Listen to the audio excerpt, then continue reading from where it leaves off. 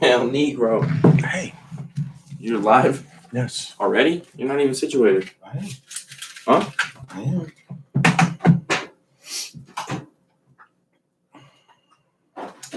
I am. Oh, that's gonna mess your camera up. Exactly. It's gonna mess up the autofocus. Where are you talking? Oh, we got orange juice? Well, Oh, welcome to the Chocolate Mountain Show. I am your host, A. Wendis Timeless. I am the Galactic Daddy-O sitting on my terrace pyramid galactic patio. I am also the keeper or the holder of the continuous ball game of the Hero Twins.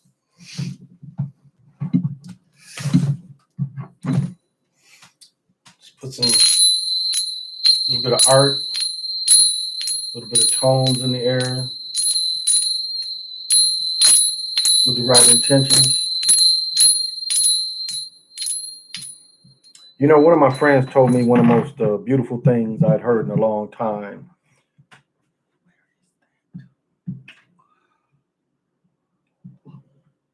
Oh, well. And I was telling, I think I told the story before, last night or the night before. I forget when I told the story, but I told the story about there was at the time, a couple years ago, the oldest World War II vet. The oldest World War II vet was 112. And this guy smoked 5 cigars a day. Now I remember later on thinking of Michael Jordan, and that's what he said. He said he smoked about three or four a day. And I relayed the story also about a guy who lived about 30, 40 years ago. I think I was in college when I heard this story. This guy was like 106, 107. He smoked cigars every day and drank whiskey. So did this World War II dude. He said he drank whiskey every day too. And my friend threw something at me that was so deep, and I hadn't even thought about it like that. And in the same way with Michael Jordan. And she was like, yeah, he didn't have no fear. He didn't live on fear. He had fun from smoking cigars. Now, I know a lady that was dying of cancer. Well, not dying, but being treated in remission, and she's not with us today. She, even going through chemotherapy, she said that she wishes she could still smoke. She says smoking for her was one of the things she enjoyed most out of life was smoking cigarettes. Isn't that crazy? That's what she said. She said it was one of the most enjoyable things in her life. Hey, the one, thanks for joining me. Unique Breed, thank you for joining me. But but what my friend said just really caught me like, wow, that's deep and it's real. I know that's kind of real because that's how you have to look at it. And even my own thinking about Michael Jordan, because again, I was going off General Grant and 1800s. This dude smoked he was given 500 cigars sometime in the Civil War, and he smoked all of them. He ended up having throat cancer, and that ain't every person. It affects everybody differently, which is interesting. Which is very interesting. So, I tell you, I almost wasn't able to come on. I had the last minute something come up that was really out of my circumstances. I thought I was going to have to vacate my apartment because I wrote something. What did I write to remind myself what it was? Yes. So about 15 minutes ago, my cat just shit the most unrighteous smelling shit in the world. I mean, it was really so bad. The cat room is kind of by themselves. It's enough for them to get in there, but I really shouldn't smell anything from them. And it was like so bad. I had to spray. I had to go in there and look because I thought maybe he had like diarrheaed all over the room or something. No, it was just regular, just nasty cat shit. So, But I was sitting there, and it's like Richard Pryor describes it, the stuff be wrapping you around your face, that smell just like comes in, and it's like, you're not going to not smell me, and it's just wrapping you all around your face and in your neck and going in your nose. And you sit there and maybe like turn your head away thinking that it's going to be better. And it's like the more you turn, it just doesn't change. And so you come to the conclusion that it's just not going to go away unless you spray something in the air. Hey, Crazy Sarge, thank you for joining me. So finally, I had the Febreze or whatever it is I had to spray because I couldn't take it. I could not take it. So, not a lot going on. Well, yeah, a lot was going on physically. Met with a couple different doctors. Interesting. So, just seeing how to make an old man better. That's all. When I woke up by puppy gas at 4 a.m. That's funny. And this joker, but my son has moved back across the hall with me, and he has this puppy. He's telling me he's going to bring this puppy. I'm like, no, I do not want that puppy. My apartment's not very big. Now, granted, we have a big backyard. There's a lot of places to walk them, but I got 2 cats, and I just don't. Yes, he's a puppy now, but he's going to be he's a pit bull. So he's going to be a bigger puppy and strong puppy one day with these cats around here. And again, most of those dogs are loving to most things. I had a friend, actually my ex-wife's aunt had a pit bull. And when you walked in her house, it had I think she had a freezer or something right next to where you walked in.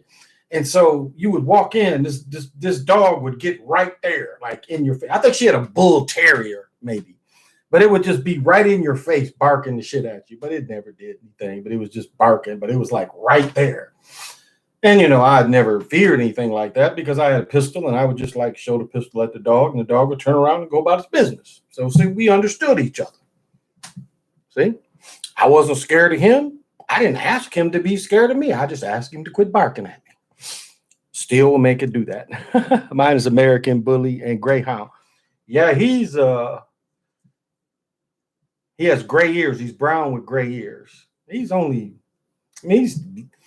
ain't like this little, but he's about that big, but thick. He's bigger than my cats. He would eat my cats. I was going to write a little skit on how I went to bed with the dog and with the cats out, and I come back and the cats done disappeared. No blood or anything. Just cats are gone, and there's just the puppy there. Puppy done ate all of them. I had a cat, no lie. I had a cat one time. We had a cat that could talk. This cat, when we got this cat pretty much could say. He can repeat words. I'll say that. You ask it how it was doing, the cat would pretty much say, all right. I mean, it just was, as it got older, it lost that ability. But when it was a younger cat, it would do that. I had another point, but I forgot. But yeah, that cat was very unique. Hey, Preston, thank you for joining me.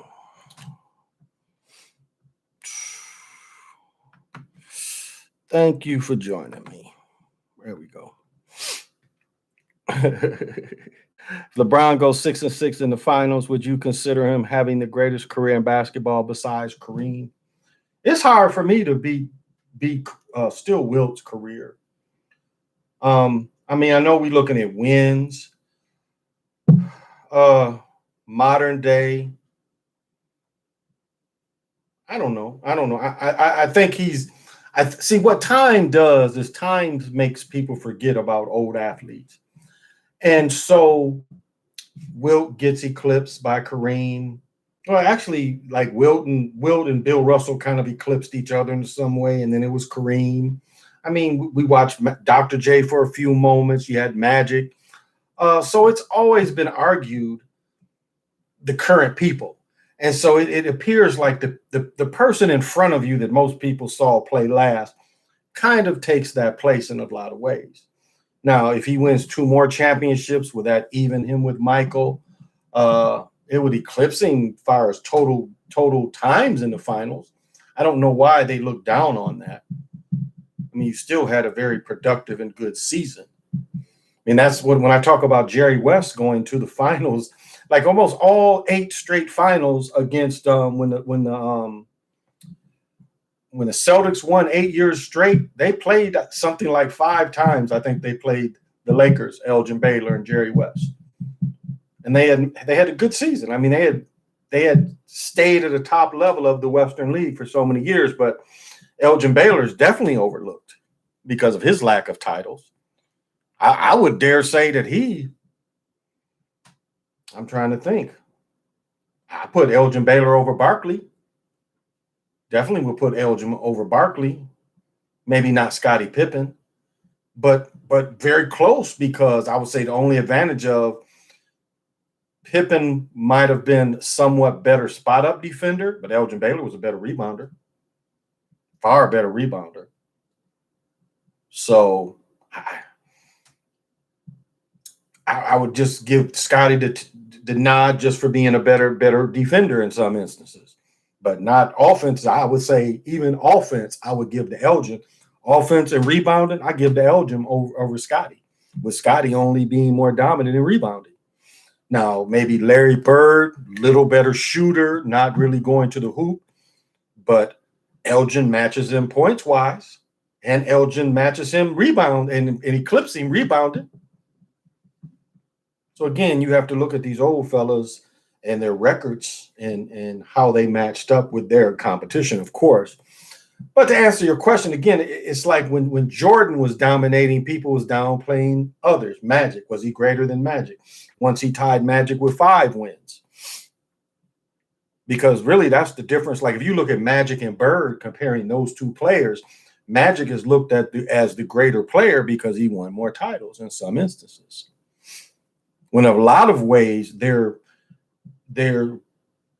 similar players, with the nod of the scorer being, well, the nod of the shooter. Both of them were scorers, but Larry Bird was a better shooter than Magic. But again, he's eclipsed Larry Bird because of the titles. So I don't know. I don't know if he eclipsed them or not. Durability for sure. Durability for sure. That's where he equals Wilt. Wilt didn't miss seasons. I doubt when they were showing LeBron hurt his groin when he first went to Lakers, that wasn't nothing but a rest. That's all that was. Wasn't nothing wrong with him. They saw that the team was young and blended.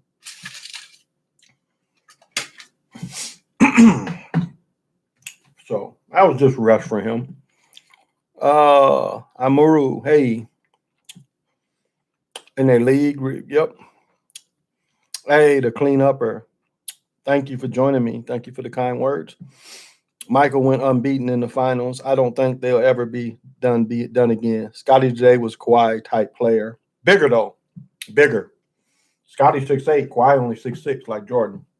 Scottie a lot bigger guy. Bigger, better ball handler. Scottie was a better ball handler. Scottie had 1-2 skills. Kawhi has 3 skill, 3-player skill. Scottie had ball handling better. I was thinking that the other day. You know who Kawhi really is? Is Adrian Dantley, Truck Robertson, Bernard King. Kawhi is a lot like Bernard King, but Kawhi's bigger hands. King, a lot like Bernard King. That's who I would match him mostly with is Bernard King, but Adrian Dantley too. A lot of Adrian Dantley. Now, really, if you wanted to match who Kawhi was when they was both young, was Mark Aguirre. Very similar style of player. That short mid-range, pulling up on people. Mark Aguirre had the big hands. Watch Dr. J, watch Connie Hawkins. So, but again, Aguirre was a bigger guy at 6'8", with all those skills. Yeah, I would say they more like Mike that. But the inside game would be Adrian Dantley. I mean, Adrian Dantley, I give Truck Robinson because he had a few good years to be in that type of player. But Adrian Dantley at 6'5", and no one could stop him inside. I mean, literally no one. Dr. J said Adrian Dantley was the hardest guard for him. Adrian Dantley was the real deal inside. He really was. He was getting the Jewish money. Yeah. What was the management leading stuff about when they had? What was that management leading stuff about when they had to sit out a game? Who? Hey, Draco, thank you for joining me. Preston, I'm not. Oh, okay. What was that management loading? Oh, when they, yeah. So what it was uh San Antonio's coach. Let me kind of try to remember. So one part of this kind of goes with San Antonio, especially with Ginobili and Tony Parker. Barkley made a reference tonight and said he thought that LeBron was healthier because he went into the league sooner. And Kenny said, I disagree, because Kenny said that you start playing 80 games sooner. So LeBron's 4 years was 80 games compared to 30. But you look at Tony Parker and Ginobili, and you see a lot of that very similar, where they was playing, even though they play tournament style in Europe, they was playing some instances 60 games at least plus.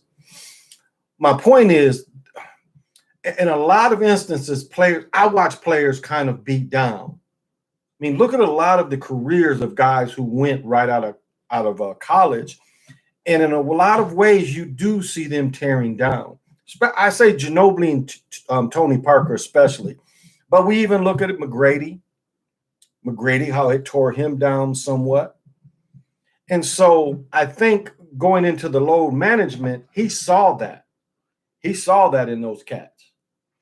And so he started resting them, especially when they wasn't national televised games. And what they was getting in trouble with was they was sitting them during national televised games. And you know, that's the money. That's the players' money right there, too.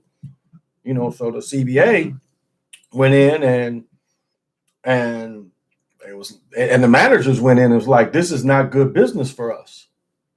You know, this is not very good business for us. I wonder what does that.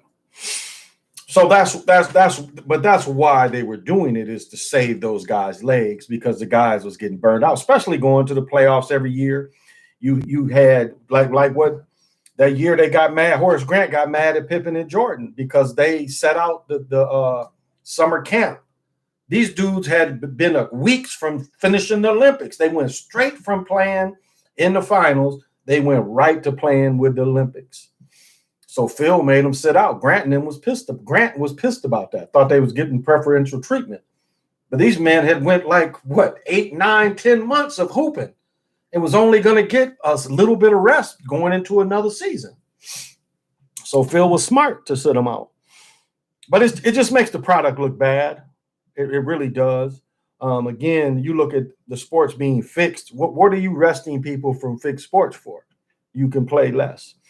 But Draco, I'm going to say this. Draco, I want to say this. I see what you're saying by Golden State could win it all. I see that. I'll tell you, I don't like Curry. I'm turned off from what they do for him, but I like Wiggins, and I like that number 12, that guy. I like him a lot, but I really avoid, and I like the young man that came out of Memphis, Wigman, or no, whatever, I forget his name, but I like him too. And I think they have a chance. They killed Dallas. And it's funny. What I was saying is what they're doing. They are playing a lot of back-to-back games. So they play Dallas tonight. The Warriors play Dallas again Sunday. And maybe it's because of this COVID stuff, too, that they are playing so many. They're playing like series almost with teams. I don't know if you guys have. I talked about this a few weeks ago. They are playing series. Now, if I'm not mistaken, in Canada, only the Canadian teams are playing each other, I think. I don't think Canada has opened up their borders, just as the Raptors are playing. The Raptors are playing in the bubble, and I believe it's Orlando. The Raptors are living down there, though. They are living down there. So I don't know if their families are living down there, but the team is operating in Orlando because they weren't allowed back and forth for the borders. I don't know if they still are or not. But I noticed the same thing with hockey. Hockey's doing the same thing. Because I was like, damn, how many games is the Wings going to keep playing LA? It was like every time I went there, it was not the Wings, but the Wild was playing LA. And then I figured what they were doing. So, what's my little thing? Damn. It's in here somewhere. So, I believe Curry will tie LeBron with 4 rings. So I did see that tonight. I did see the possibility. They seem to have turned the hoop on for Wiggins. And let me tell you, I wanted to get the Tatum shot. They were showing the Tatum shot, but they okay. So he takes the shot, and then he's dribbling, and the camera is in front of him, and then he takes the shot, and they switch the angle. They switch the angle, so they show the shot like hit the backboard, and then they cut it. So it was like I couldn't really catch it, but it was clever that they didn't put it where you could catch it. They did it so quick. But yeah, I'm starting to see that that's a possibility if they're not going to ride with the LeBron thing. I'll say this though, this is a tell. If Brady wins, LeBron will win. I'm pretty sure. If Brady wins, I think they're going to let LeBron win. It's going to be a kind of a hooray of the old dudes. So not just, well, Brady's quite a bit older. I think Brady's like 7-8 years older than LeBron. Timmy to lose control. He told him Happy Mother's Day after that profile picture. He told him Happy Birthday. I'm telling you, I believe. Yeah, so I wouldn't be surprised. I kind of just ignored, like he said, Charlie looks like he had cancer. Oh yeah, I think their move from LeBron could be. I think LeBron is set in stone, 3-peat on the way. We'll see though. I mean, we'll see if that happens or not. I don't trust the 3-peat. They do like that unique breed. 3-peat Lakers set in stone after Kobe died. That could have been the sacrifice. Why both? That would explain both, you know. So trying to think before. Yeah, that could be for both. Just as you look at this Jordan's second 3-peat. I know that was you wonder was the father part of getting that and the team, you know, not the other 3 championships and the team and getting the team. And isn't it funny his parents? It's if you look at Jordan's story, one story that shows how he was helped with strong parents was them forcing him to go meet with Nike. He didn't want to meet with Nike. One year he wore Converse at Carolina, and then I think the next year they wore Adidas. So I think he was looking to Adidas, and they just didn't give up the money. Just as Sonny Vaccaro has set it up for LeBron to go with Adidas. He told them that what it would take, and they laughed, and then Nike gave that to LeBron. But Sonny told him, and Sonny was the first to go out to the colleges and get the shoe deals. You know, Sonny was running the 5-star camp that went together. I remember getting that invitation to go there. And I think it was, and it wasn't like, I forget, it was some part of it you did have to pay.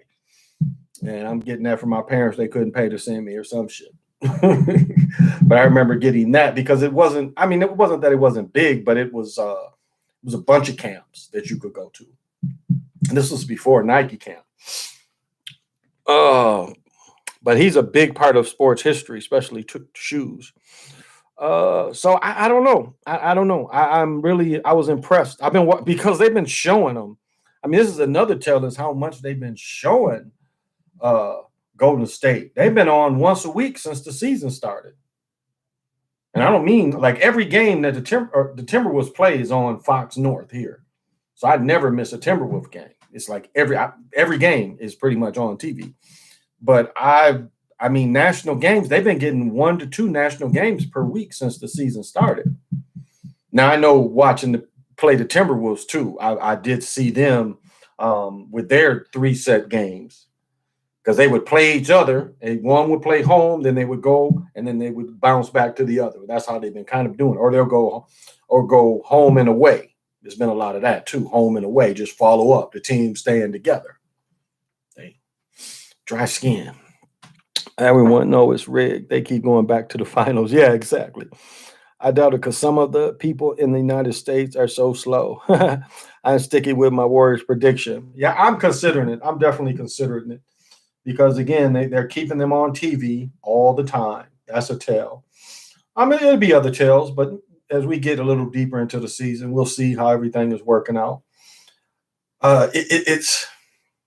I'll tell you, Caruso too. Caruso is seriously initiated cat. I noticed. Like I caught him giving the pick on his own player. I remember in that video I did of him doing the pick on Caldwell Pope. But I watched him do something else tonight. And I can't remember right now. But he did another move that was very suspect. Oh, he threw one away on purpose. He threw a bad pass on purpose. I watched Zion do that last night too. Zion, like his man was on the right, Zion was on the top of the key, and Zion just threw the ball to his right, just to nobody.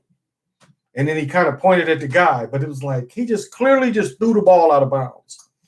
It's like, man. And then the Joker, did anybody catch the one they spit out of the Joker? Sometimes I get tired of making the videos too. But it was like Joker had a layup, shot it in, and it went around the ring and it came back out. So you know what kind of night that was going to be for them.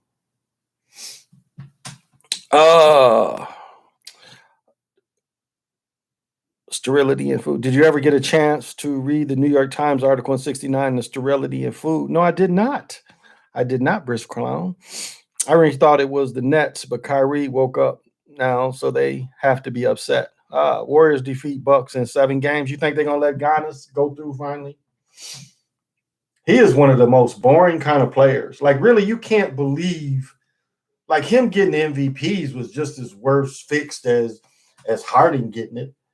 Because Giannis, I mean, they showed you if you do a 3-man zone, you stop him from penetrating. And isn't it interesting that teams just go man-to-man with him? And it was embarrassing when you watching 6'6" Kawhi stopping him, and they doing a 3-man zone with Kawhi in front of him. And he can't run through people. And the thing that LeBron always needed around him was shooters, and all of a sudden the shooters is choking. So I don't know if I don't know if they're gonna ever let Giannis get through like that.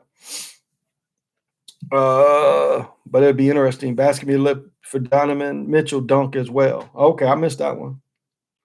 Trying to tell you, Lakers, Celtics. We'll see.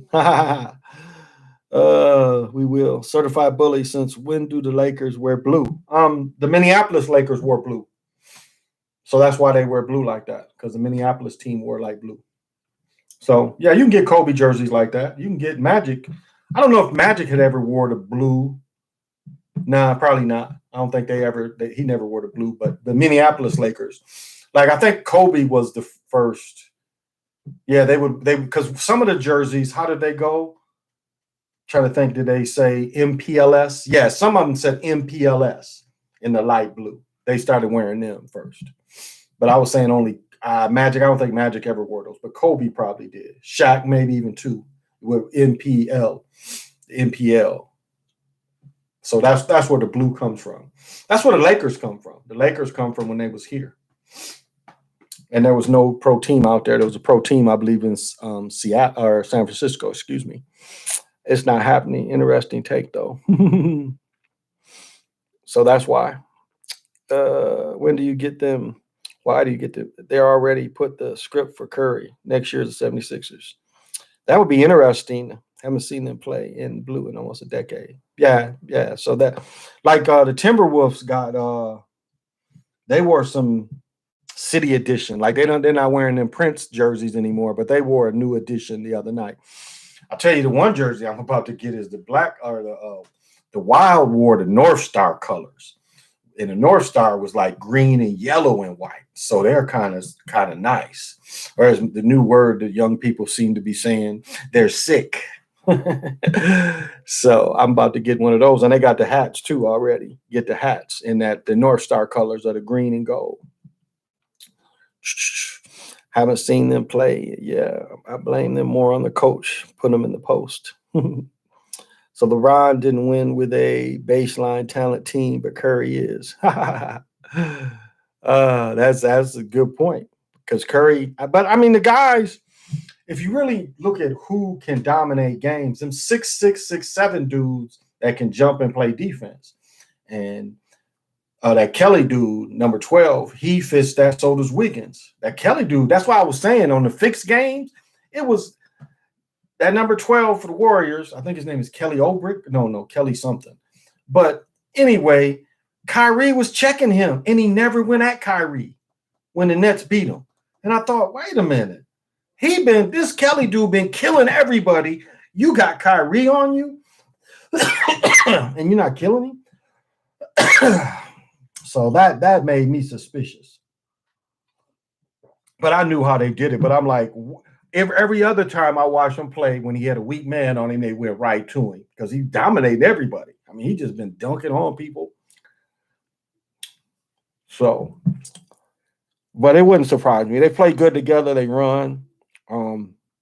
Green is an excellent point forward. He can run the offense. Wiggins is coming into his own. Matter of fact, he's becoming one of the lead stoppers because he can guard 2 3s and some 4s. I mean, he's that versatile. Matter of fact, he was guarding. Trying to think who was the center in that game the other night, but he was guarding the big for a second. So very versatile. They're really applauding him for his defense. You still got a hoop dog, and they're not beating a few teams 4 out of 7. When you be channel, what's your bro channel? I'm 8 wind is timeless. 8 wind is timeless, Brisk Clown. Unless you're talking to Draco. You see what I mean? With the playoffs start? Yeah, we will. Sun Ra 13. Oh, yeah. I definitely hear you, Draco. Okay, yeah. Get that information in. He puts out great information. I'm gonna tell you guys, I'm gonna try to do the Super Bowl broadcast and call plays. So I'll put the phone in. Again, I'm going on somebody else's internet, so I was gonna kind of see it, but I want to put the phone system in so if somebody wants to come in and call plays with me, you be my guest. So, but it's gonna be wild where I'm at, my son and them, and all this money, and then we betting each other too. So we're going, and it's gonna be a lot of food and a lot of liquor. So and everybody getting blowed. So it's going to be wild. So it's going to be an interesting time watching it with them. Everybody's hyped. So I'm getting my cooking done, and my son and I are gonna head in town, and then we hang out with his brother.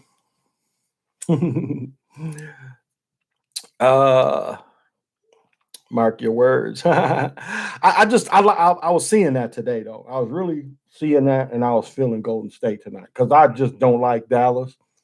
Again, Dallas is doing that agenda that was done in San Antonio, bringing them European cats over here. Cuban is taking on that new role. I mean, he had Herrera on the team. Herrera was up here on the team. He's letting him coach now. I mean, it's just the insult to American players is just really like even my friend Shawty Vaughn, to say Herrera was better than Shawty Vaughn, and Shawty was in Dallas's camp. He was playing in their G League affiliated team. How do you keep Herrera and not Shawty on the team? Shawty 6'6". Good range, plays hard defense. Herrera is a point guard, like the 3rd or 4th string point guard. How do you keep? I mean, it's so political. And now wanting to bring the cats from Europe, we know, again, the seats and the butts things. So, and I was wrong about the Super Bowl. The Super Bowl claims they're only letting 25,000 people in. Now, let's look at a big stadium. Most suites hold 15 people plus, maybe, depending on the suite. So, what, you just gonna have people sitting in the suites? Because stadium, like the suites they got here in Minneapolis, they got some suites on the ground level that is just nice, a perfect view of the game, and you are on the field level in the suites. Nice. If I had the money, I would definitely be watching games there in those suites. Get couches and shit and be laid down watching the game. Thunder versus Nets was manipulated. Yeah, every game is manipulated. Jacob, what would be the narrative if the Lakers three-peat? The narrative would be every America loves three-peats. America loves that. I mean, that goes again, going back into the 20s with the Yankees. The Yankees won it like 5 or 6 years straight. Then we have Boston winning. Boston winning 8 years. They won it, I think, 56, 57, 58, they lost in 59 season and then won in 60 through 68. So this is what America loves. Dolphins back-to-back, Patriots back-to-back, Pistons back-to-back, Lakers three-peat, Lakers back-to-back. I mean, this is what the people want. They stick to the formula. It's a formula if you look at it. It's a formula on getting people to buy their product. And why do you think they go to this? This formula shows it works. The formula works over and over again. Whoops. So that's why it is done.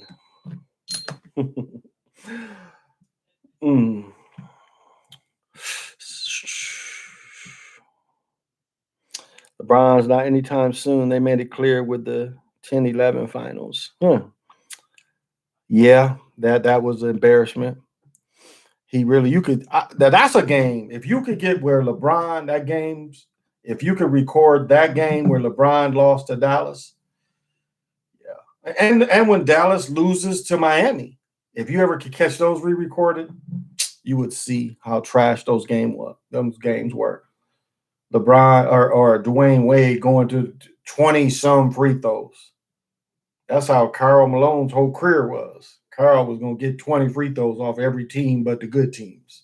Everybody else, they gave him 20 free throws.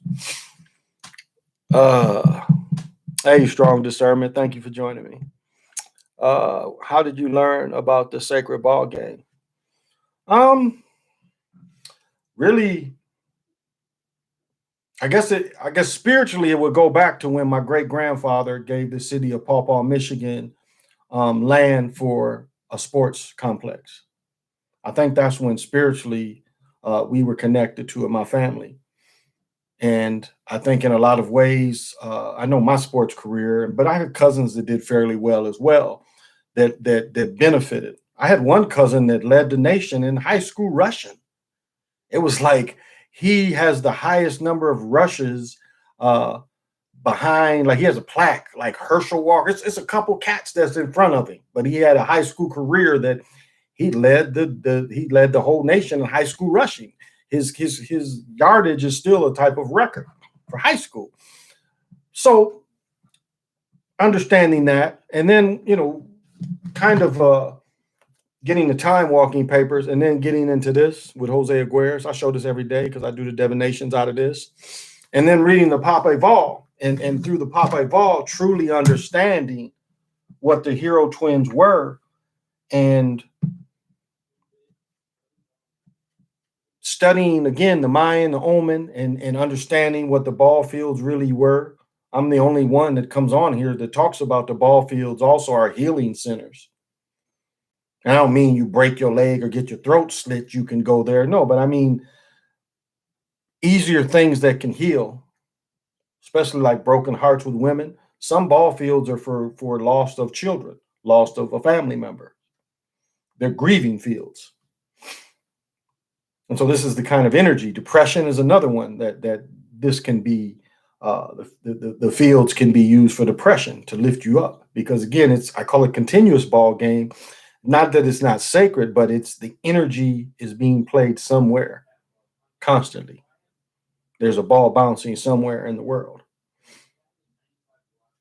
It's like the Super Bowl, it used to be a video. Somebody would show miles of a bouncing ball, but it's that kind of energy.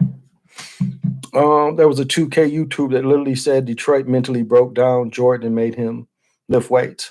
Interesting. Not untrue though. Well, that was part of just the way the game was evolving too. Like I look at Ingram from New Orleans, you could tell he worked on his body a little bit. That was my knock on him, that you could just see he never worked out. But you look at him now, I mean, he is a little older. He's probably 21, 22, somewhere in there. But you could see where he sculpted his body a little bit. And so he's a solider player. You're more effective because when you get pushed around. Porzingis still struggles from that. Despite him being 7'3", 7'4", whatever he is, he still struggles with the strength of the game. He's easy to box out. Actually, since his injuries, he's easier to defend. He really doesn't have that signature just fall away, lift his leg like Durant has copied with Dirk. So the physicality part of basketball, he's not that effective. He ain't guarding anybody.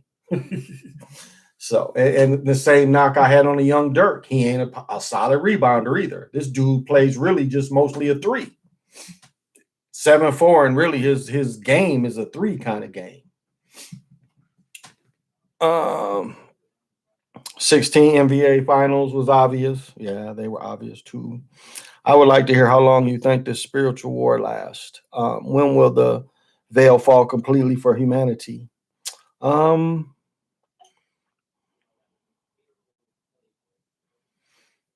I'll answer strong discernment's question first. That's a good question, and it's not one answer because so the real reality that we live in, it doesn't have multiple layers. Quantum's kind of figured that out, and quantum fields and all this kind of stuff figured that there's not multiple realities. However, what has happened to us under the me or the my, it gave us that. So it adjusts. It makes adjustments, again, because it has to know everything. That's the way it operates. It has to operate on absolutes. So it has to create multiple realities because multiple realities for it is knowing everything, covers its base. So we supposedly never can surprise it. Now, the thing you say, how do we beat it? The fear of death beats it. And I'm not trying to sound morbid, but I mean, that's what beats it. If you don't fear death and you accept when your time is up, that defeats it. I mean, like I mentioned earlier with the dude smoking the cigar. I'm gonna smoke cigars from the time I'm 20 until I'm 112, and I'm gonna enjoy it. I don't see it any other way as something I can enjoy. And for whatever that mindset he had, there was no fear in him. So it didn't matter how many cigars he smoked.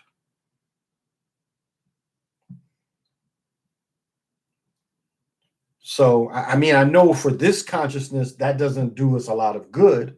And it's not the Christian thing, but that's the first layer to be stripped off, is not fearing what they call death, their death. So once you come to that point, you start seeing the mistakes this thing makes, and this thing can't really surprise you.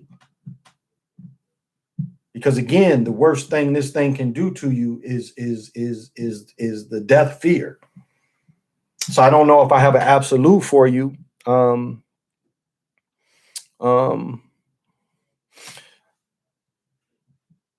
The humanity is being taken out of humans.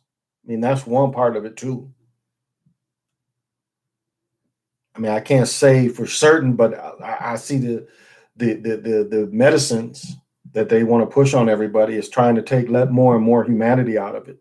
I mean, it may not have any of the bots or that technology, but again, the hepatitis was the 2-shot thing. Now this is a 2-shot thing. I mean, it's just how much longer?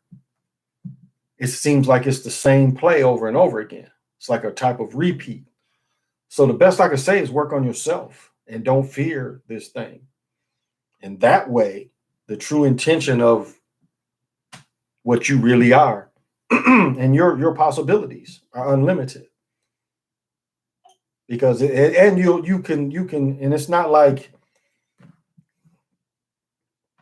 so it's not an answer I could really say how.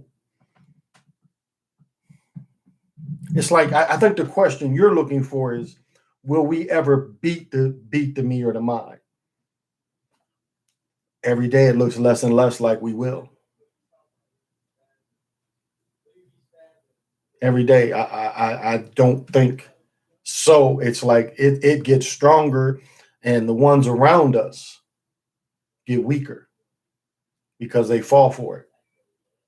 They put these spells out here, and people believe in those spells and even think that's part of you. Because like I was saying, with people taking the shots, They know all the people putting the information out how dangerous they were, because a lot of people was doing that, talking about the children's shots. And the people are like, in the same way with Thanksgiving, we're putting all this information out on really it's a celebration for European slaughter. And you got all these people, what I'm thankful for. Because see, what they thought they was doing was taking the Thanksgiving out of it and saying, well, we understand what you're saying about Thanksgiving, but we're just thankful anyway.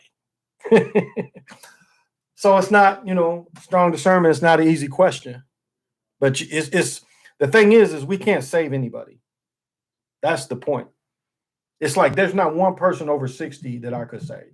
Definitely not. No one over 60 you can save. Now, when is the age limit? I can't tell, but I know it's definitely anyone past 60. There's no way you'll ever change their mind about this thing. They are too ingrained into being Smiths in the system, in the matrix, dark city. They would turn into the Smiths and tell on you and don't even realize it. I mean, it's people that are fully ingrained in this system and they think they're intelligent by pushing the agenda of this system. They don't even realize it, that's what they're pushing. So the best is to work on yourself. Will there be an ultimate victory of spiritual people? I think so. And I think the question you want to put is, can we defeat this thing and spiritually win now? Doesn't seem likely. So there was another question. So I don't know. All we can do is work on us and talk to people. Talk to people the best we can. Get this group together and share information with each other and other groups like this. And try to spread our word. Your knowing, my knowing, and living by your intentions. Now, Jacob asked, where does the energy go? So there's energy always played. Let me see, like how long the spiritual word, let me see. Fields rid ourselves of negative energy, then where do these energies go? Well, the field, okay, if you look,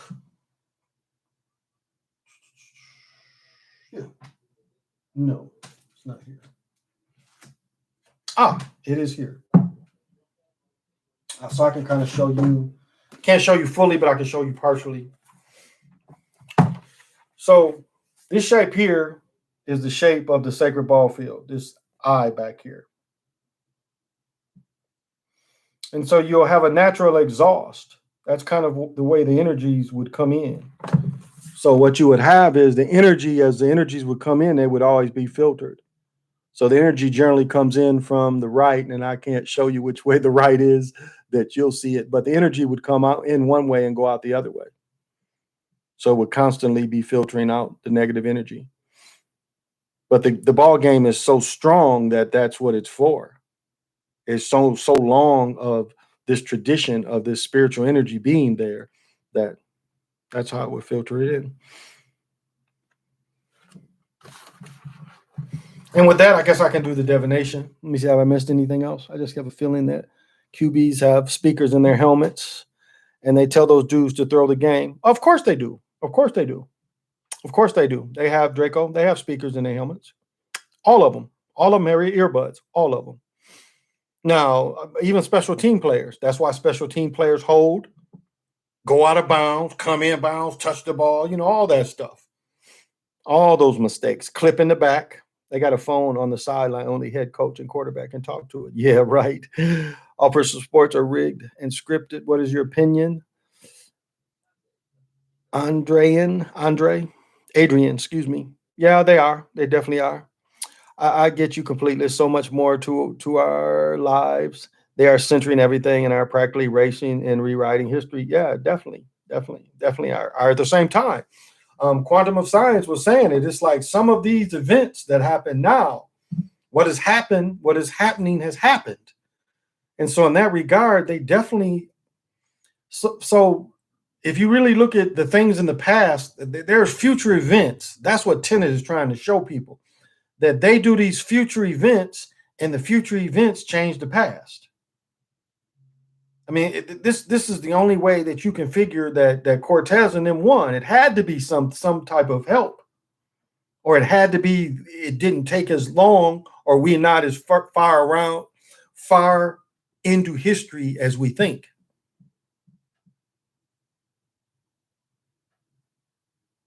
They might have used more advanced weapons to take over things, to take over this world, and then rewrote it in that goes again in the world being rebirthed with children. You know, having children, young children take over that didn't remember, more than believing that Cortez with 500 men took over 100 million people.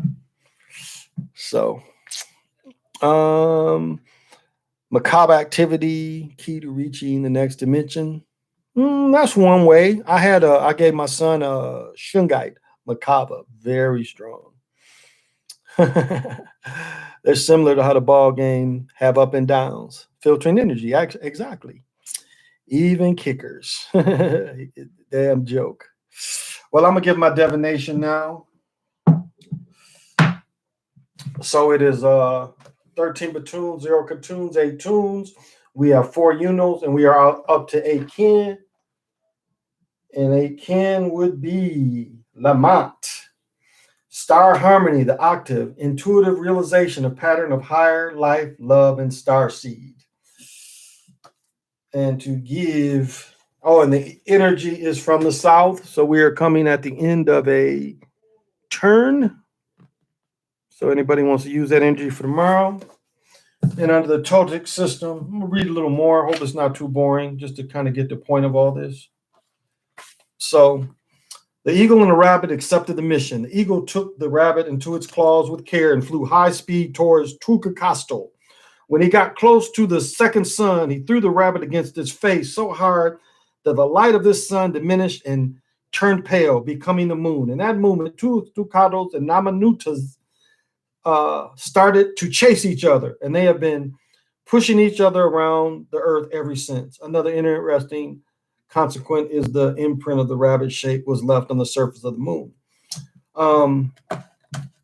So I want to read that a little bit. In this card, we see the rabbit and the serpent having a match on the sacred ball court where Uluma was played. The rabbit represents the body and the power of senses, and the serpent represents the mind, the capacity for reflection. The court is the human body, and the game represents the challenges of life. Do you hear all that in the sacred ball game?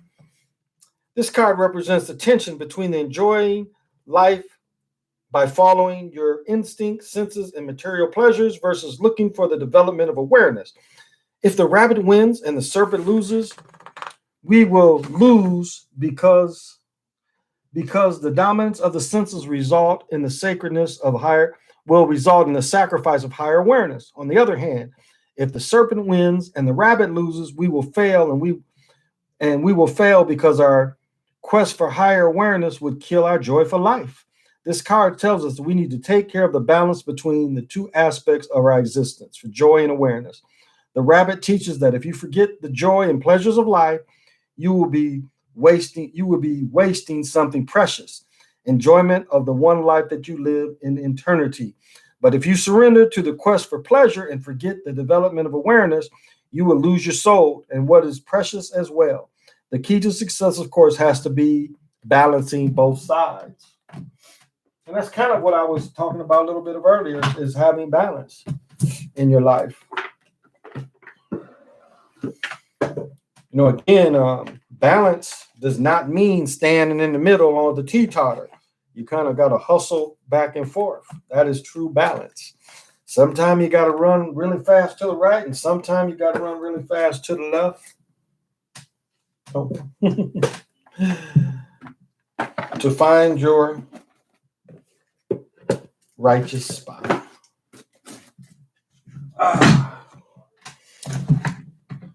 Let's see. So should I play the lot? Will I win the lottery if I play later today? Will I win the lottery if I play later today? To the right, yes. To the left, no. You really suck. Do you really mean it or are you just joking? You suck. I'm going to play anyway. It said no. Probably a very honest answer there. What the hell?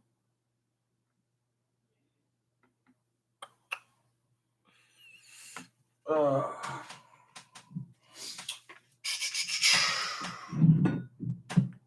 there we go. Oh, yes. Plug this sucker in. All right, I'm good. Bucks is easy money. What's crazy is Super Bowl 12, Rodgers won, and now Super Bowl 12, Brady. Yeah, I could dig that. I didn't notice that. Watch the NFLs. Yep. What's crazy is okay. I didn't even notice that. Watch NFL script. Belichick to go to AFC Championship with Bucks win the Super Bowl. Wouldn't be surprised. What is the name of this book? One book is this, the Toltec Oracle cards. Actually, a book and a cards. And the other book is Jose Aguirre's, which he has a whole set. Or he writes a lot of different books. The Mayan Factor, but kind of an easy understanding, kind of an opening understanding to all of his work. So I deal with that book every day when I come on. Raiders fans definitely don't want the Chiefs to win, but they want it. Well, you see, didn't the Raiders beat the Chiefs twice this year? I think they're trying to tell us something. Is it possible for Vegas to rig the odds to bait people? Of course. They control the system. I mean, we just watched them rig the stock market again. I showed Kramer talked about when they rigged the stock market in the summer during all this disease stuff. And they just did it again. So of course they can. Vegas can make decisions on the script. I mean, look, I think one of the biggest tells ever was when you had the Sixers with Iverson against Kobe and them. I mean, look at that series. As you look on the face value, it looked like it would be a clean sweep. You know how much money was on Kobe and Shaq?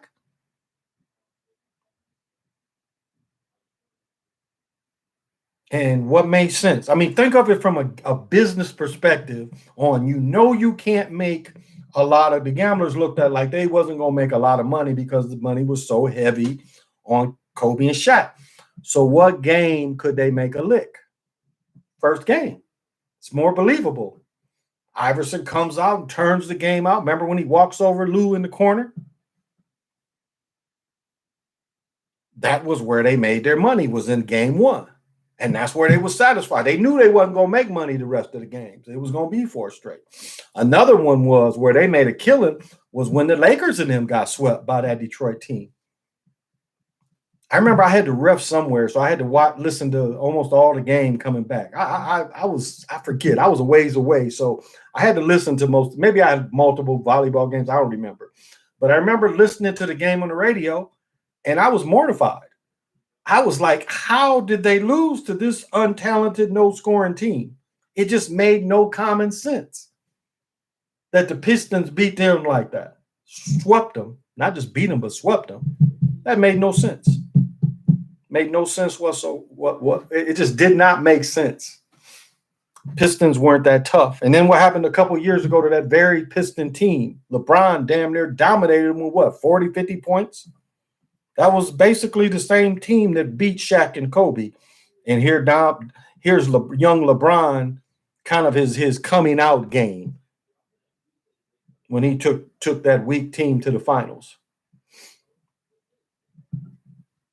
So you kind of have to look at how the bettors would look and follow the money.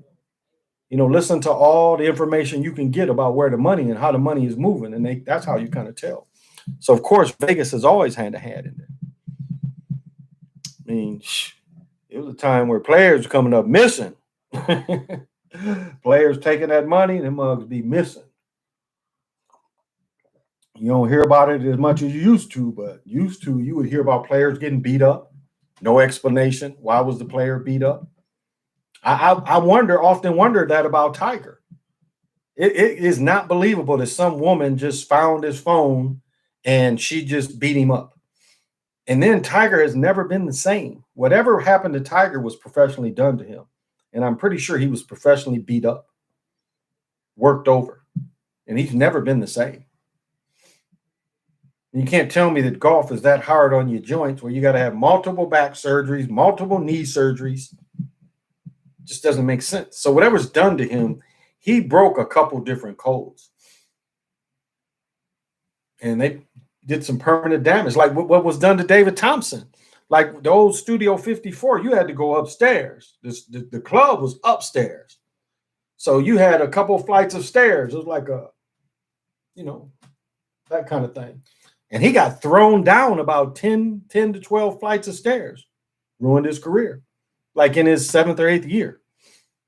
Up there, coked out, and they threw him down them stairs. Tore his knee up. David Thompson was once the highest paid player in the NBA.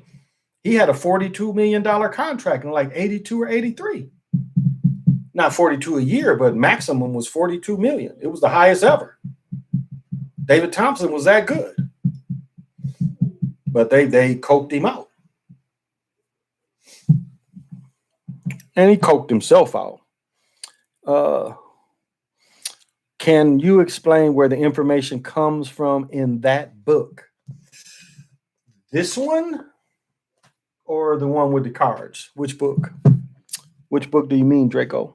And I can start going over some of it.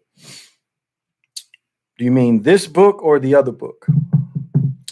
When you state Tony makes 40 VDs per day at Super Bowl, it's a distraction. They cash millions from that. It's 1,600. Wow, that many. How crazy. Chiefs can finish with 2 losses to Pirate teams, Raiders and Bucks, who played in the 2000s. Yes, exactly. Shaming Kobe. I agree. Tiger Woods doesn't look normal. He looks like he's in a trance every time. Yeah. Draco Tunes. Which book, though? Strong Discernment. I'll tell you the player that look, when you're talking about buck breaking a dude, Josh Gibson or Josh Gordon, man, when they would show him, I felt so bad. Really, they've been torturing him over weed. They've shamed him over freaking weed, over and over and over again. What they said that he did in New England made no sense. Who is ducking and dodging people over weed? What? So he had to call somebody to come. He dodged his chaperones because he agreed to have chaperones just so he could go get weed. I mean, that just doesn't make sense. So, okay, on the one hand, you're going to get an ounce of weed. On the other hand, you're going to get a couple $1 million. So you're saying that he Joneses, who Joneses for weed like that? Who can't stop smoking weed for 6-7 months? You see how they keep shaming people? Oh, both. This book, a lot of what he takes in this book, like he goes back and he looks at a lot of the symbols and the signs, and even the sciences. And he understands the binary codes of this. He understands, like, this is the calendar I have behind me, kind of a closer look. See the 2 men.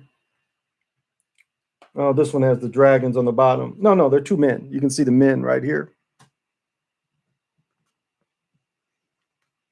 So he has a great understanding of all the calendars.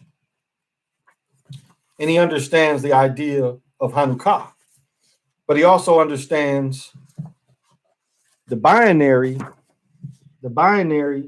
with understanding Hanukkah as the maker and mover, they call it, but actually it's the first type of consciousness. And so he went down in South America. He actually sat in, let me show you something else. So this is a better. So he actually got to sit at this cat's tomb, and his tomb was set up like an oracle where you could talk down into, they had tubes leading to his sarcophagus, and you could talk down into the tubes. So a lot of this information was kind of transferred doing that, being in his presence. And this is just a colored version, but it's this. And so this is a lifelong study, understanding this and getting the downloads. This is probably not, this is his shield. But again, you look at the fractals that's being offered. It can be used as a mandala. So that's a lot of where his information comes from. He was getting the downloads from the elders. And just studying and understanding, like I always talk about, trying to understand the direction, how directional energies go. And so there's a lot of ways to study even that. Now, the Toltec is a little different because a lot of their history, again, when I talk about 8-Wind Flint Eagle and I talk about 8-Deer Jaguar Claw, those were Toltec people. And so through the Natal, a lot of their history is preserved. So this cat is from those areas. And again, he gathered everything up he could. And then when they made the cards, a lot of the symbols go by their tails. The Toltec's tails are still around. That's how the stories come about. And so he just applies that in looking at all the card systems of the world. And he tried to give it, because most of the card systems of the world are European type of cards. And so what this book has done,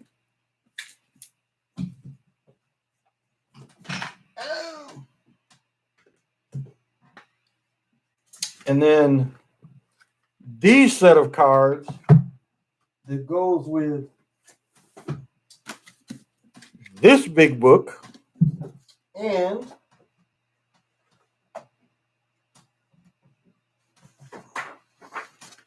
this book. So they look at the fool in this system, or this system, he looks at the fool as being, instead of being a wizard, being a Yanni. And so he applies this kind of knowledge to the Americans. So he takes the energy of the cards. Because again, the energies, you look at the European cards, it has European figures. And what they do is they just take the American figures and put those in the places of the energies. Because thinking that the story about melanated folks and melanated people's spiritual systems and how they can be used with the cards. So that's where some of it comes from. Again, the thing that really, like when Turtle Gang gave me the time walking papers, I just heard them talk. Well, the first thing that I dug about Turtle Gang was, again, about the slave numbers. And the research was showing, matter of fact, the slave numbers are even down. I want to say back when I first met Turtle Gang, damn, what was that? 15, 16? The numbers was about 300,000, but now Tasha, her and Phoenix's work, they show maybe Africans wise in North America, maybe 80,000 at the most. And you still getting this millions. So Tasha has done some of the best work, her and Sister Phoenix, where it's only probably 80,000. They didn't need to. Matter of fact, I don't know if I found this, but I think I put this on the Facebook. Let's see. And maybe I read this last night. I don't remember. I'll see if I read it or not.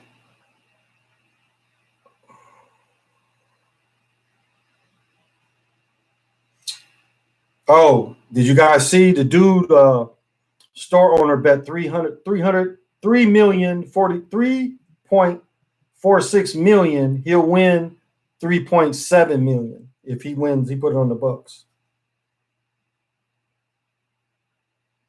Here we go. I want to read this. Enslaved Native Americans played central roles in 1600 New England households. Well, this is a lie. There weren't any natives on the East Coast. What you call mostly natives was still Florida, Tennessee, Kentucky. Them, we're talking about middle Western people. But what this is talking about woodland people. So you become not a native then. You're a melanated original. And so this tells in 1614, 6 years before the Mayflower crossing, English explorer Smith came. And Smith, of course, he kidnaps 27 Wampanoags. And this is my tribe that I come from. And he sailed to Spain. One of them was Squanto, who's a Wampanoag. And then Squanto comes back and tricks him, and Squanto becomes the chief. The first documented case in 1805 was an expedition where they captured 4 Wabanakans in what is now Maine and brought them back to London. And we know Columbus tried to bring 20 people, only about 6 people lived. But the paintings show this. So this was how it was done in the very beginning. They just started slaving defeated people that they would steal the land from. Or they would get a local tribe to work with them to capture another tribe and then slave the other tribe. And for a while, England was saying this was okay. They agreed with it. Slavery had existed in England in ancient times, but declined under normal rules. But a serf was the same thing as a slave, so it's just words. But English law did allow indentured servitude. Again, this is a cover word. Well, probably they went back and added these words, not to embarrass and saying they just slave people. Because indentured servant could be for life. You could look at court cases. Some of these people were set free after a short term, and they're talking about the melanated people they done made work. They saying they gave them. And of course, everybody knows that the first full-time slave was a slave who another brother had him and took him to court, and that was the first slave for life. And that was in a Virginia case that's easy to look up. Let me see. Enslavement was a common way to deal with war captives in early Europe. But treatment of non-Christian adversaries was an entirely different matter. Puritan leaders may be inspired. The captors go to the winners, the conquerors, and that's why they started enslaving. That's where they started enslaving. Let me tell you another thing that's so foul. Now let me see if anybody got questions about that. Yep, Draco, they ain't got to be saved. People are actually taking the vaccine. There are more vaccine doses than COVID cases. Why are you taking for a vaccine? Like all the people I knew was like, well, I had it. Well, you survived. So you survived. So why would you consider it when you survived? That's how they tricking people. You survived it. So why are you having it when you survived? Everything is different. Their belief is, it's definitely a demonic taking that stuff. What city was conquered? The inhabitants were always sold into slavery since, I got a beautiful book on the history of slavery. This is what makes Africans mad and shames them is the amount of when you looked at the strong countries or strong tribes like the Congo, Middle Africa, where the stronger tribes were, and how they would just go and capture weaker tribes and then sell them to the Europeans especially for iron bars. That was probably the biggest push for slavery was for Africans to have the access to iron bars. Because up to trading iron bars, some instances they was trading shells. Shells was the type of currency. So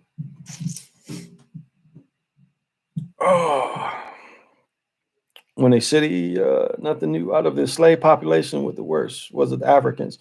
Out of the slave populations, which had it the worst? Well, slavery really didn't exist in the way they show on TV until Reconstruction.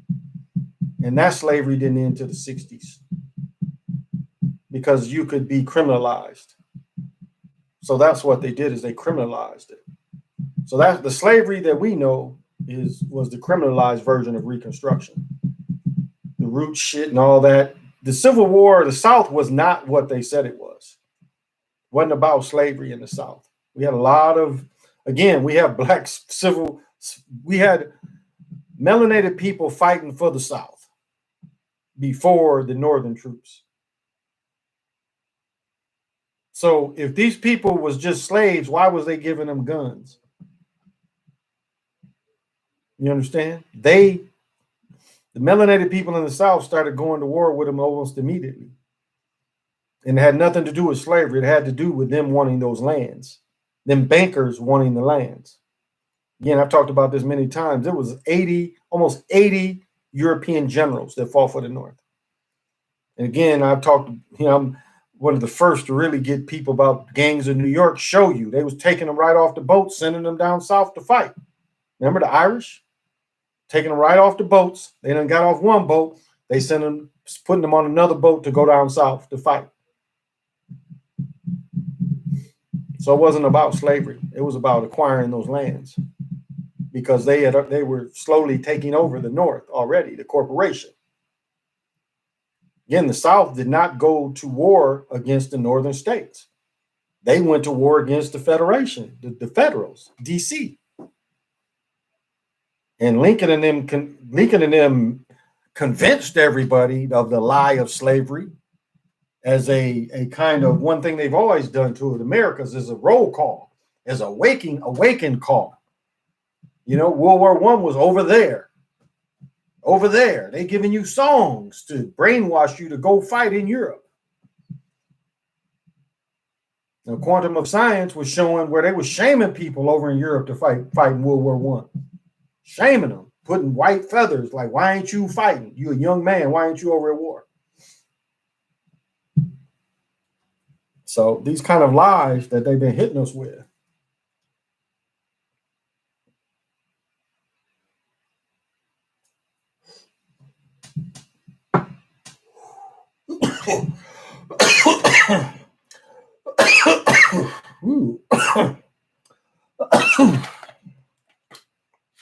Some powerful stuff.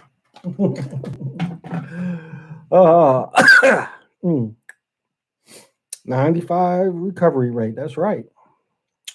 Exactly. We don't need that. They don't want people to blame for deaths after, but can blame a death on. Yeah, exactly. The mask lower your oxygen levels, make you more sick. Well, it's mucus. It creates mucus. Yeah, it was about power, Jacob. It wasn't about slavery. It was about power. It was about them bankers taking over the South, taking away their independence, taking over those lands.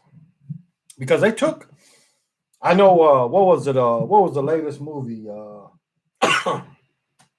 Jones, Capital of Jones, and try to show you that the same plantation people went back in business. That wasn't highly done. Again, I've got into where I always talk about Gone with the Wind and talking about poor white trash because that is who actually got to go back and be the South, is the underclass. Because what you have to look at is, I've said this over and over again, 90% of the skilled labor, and it's probably like 95% in the South, was melanated people. That ain't slaves. If most of your skilled personnel people are melanated, that ain't slaves. And so what they had to do is, when that lower class didn't have a lot of jobs, again, I tell people, watch Gone with the Wind. When the mammy says don't talk to them, they're poor white trash. They were looked down upon, even on the supposed slaves. So there was an underclass there, that didn't have the skills. They came from Europe without any real skills. compared to people that had always been here. They knew what type of things needed to be done here. So they had all the skills to build the house, get the trees. They had been doing it already. So these people were slower to pick up on that. And what happened is they changed everything, and they started the unions that would keep the melanated people out. And they started Reconstruction, keeping them out, giving the unskilled people the skilled labor jobs through the unions, and then criminalizing the melanated people, forcing them to go on plantations where you weren't forced to go to plantations before. You could freely leave and take your family to another plantation. That shit, they selling your children off and shit. A lot of that is Reconstruction. A lot of that is some made up shit too. Well, we had John Henry there, and I paid $900 for John Henry. Pan-Africanism is a lie. There you go. The mass. Yep. So yeah, it was definitely about power. I mean, one thing that when Sherman went through is they burned a lot of the records that showed the melanated people had land. They burned a lot of those records. They went after those. It was a lot of times those instances, those weren't military things. Like part of all the records that in Atlanta, one part of my family, that's where our records die. It's right there. It's like we find a lot and then we go into Atlanta and we can't find any of the records. Because this is where a lot of what they did is they destroyed that kind of stuff. The word African American wasn't even a word until the 1990s. Well, that, yes and no. That is true and not true. Remember, Malcolm X called us Afro Americans. But you see some references. Matter of fact, I was reading that the other day, the first reference in the New World. Oh, can I remember? Man, I read it just the other day. But you can see it referenced. It wasn't heavily referenced. But again, when he was talking about, he was actually talking about real Africans. He wasn't talking about the people here. So, because a lot of times, if PNN is listening, he'll tell you who the Africans are. Hey, Edward Bailey, thanks for joining me. Yep. Matter of fact, you can get into Africa was just a state in Africa. You can find maps where Africa was just one of the states. And the Europeans named the whole continent under that one state. And I think that map came from Tasha. I'm not sure. But there's a map you can see where Africa was just one of the names of the states. It wasn't all of it wasn't called Africa. That's something the Africans learned from Europeans calling it that. They didn't call it that themselves. It's getting a lot worse, faster around here. You can just feel the spiritual welfare. Yeah, I agree. And that goes into what Strong Discernment was saying, like how long and will we ever see the spiritual victory? Again, not fearing death is the spiritual victory because that's all they have. That's it. So the stronger you are spiritually, the better you are off, because you live through your intentions and you're fine. Now, will we all be, what was the war movie, Not Without My Father, something like that? Very well could be. We very well could be. Will we see things getting worse? Possibly. But again, that's one thing you can't ever fear is the death. Now, fear trouble or danger, that's the difference. Fear ain't real. Danger is real. So can they create danger out of this? Possibly. Like I was saying, on the 6th, they didn't send them real people. That was all show. We got a country of imbecile psychopaths that really go do their jobs well. They send 5 or 6 people in something like that, you ain't hearing about it. It's people finding them people dead. It sure ain't coming with cameras. When these imbecile psychopaths from America go after these leaders, they go after them. I mean, what did I mention about that dude who was working for the CIA and the Department of Defense didn't like him. So the Saudis tricked him into having to renew his paper. And they, within 10, 15 minutes, they cut that man up, put him in a box or a suitcase, no blood, nothing. Very little evidence that he was even there other than the pictures. That's how precise they can take people out and how quickly. I know that wasn't an American case, but my point still is valid. We got some real people, and I say we, but I mean it's government. That corporation has some real killers that are the best in the world. That's why this stuff with China is a joke.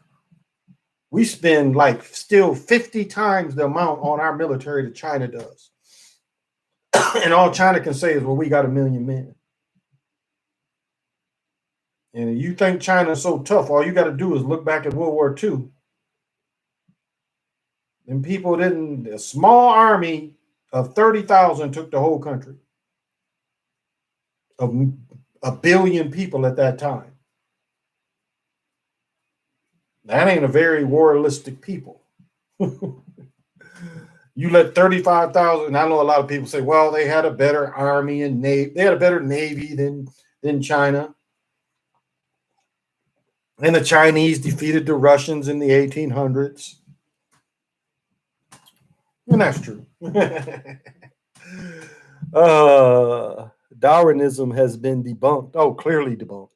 Clearly debunked. They won't leave it alone either.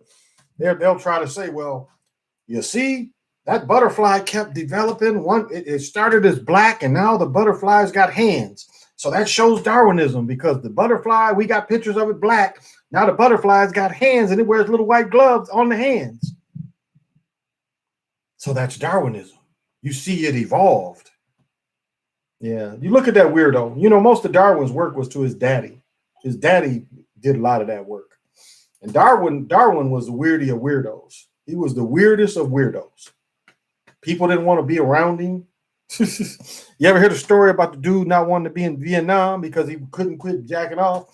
He would go in front of the border of the Vietnamese or the Vietnam to try to get out, and he would just whip his shit out and start beating it off so he would get put out the army. Like, no matter who talked to him, he would just whip his shit out and start beating it. That was Darwin.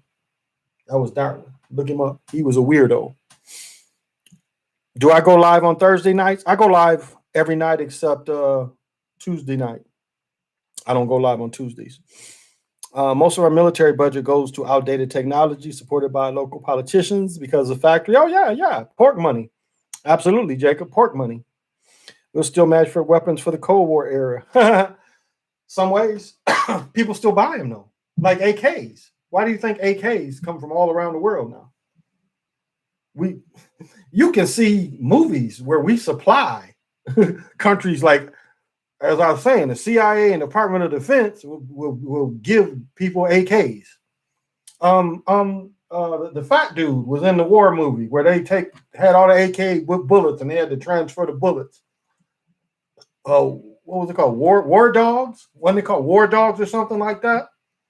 So we'll put allies in AKs in a minute because they're cheaper to make. So it ain't like they just, it's, but like Trump did something very interesting. When he first became president, he was talking to that Saudi and the billions of dollars them Saudis go. That's the same thing they want to say about Israel. Well, we give all this money to Israel, and then Israel turns around and spends it buying weapons from us. So the money comes back. That's their argument, why we give them so much money. But that's stupid. Why would you give them money? Then they buy weapons from these private corporations, but you're giving them taxpayer money. So the money don't come back to the people. That was a little rush of nicotine.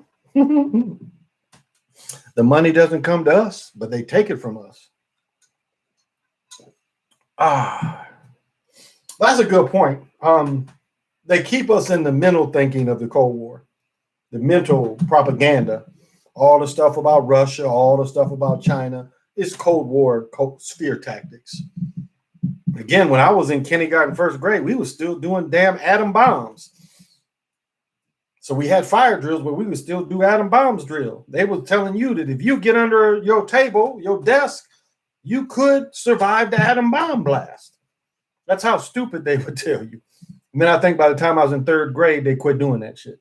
By 1969, 70, I think is when they stopped. But I remember being in kindergarten or first grade, probably more first grade than kindergarten, because kindergarten for me was a half hour. And they was making mugs take naps. I never understood that. Why do you go to school to take a nap? Who came up with that? Well, I know the teacher that said 5-year-olds get on their nerves because when I was doing substitute teaching, that was one grade. I did it one time and would never do it again.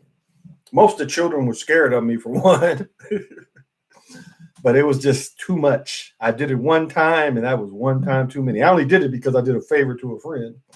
But I told her, I said, never, don't call me for this crap, not kindergartners.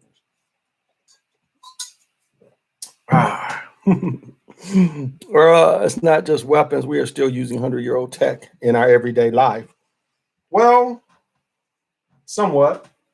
I mean, cars.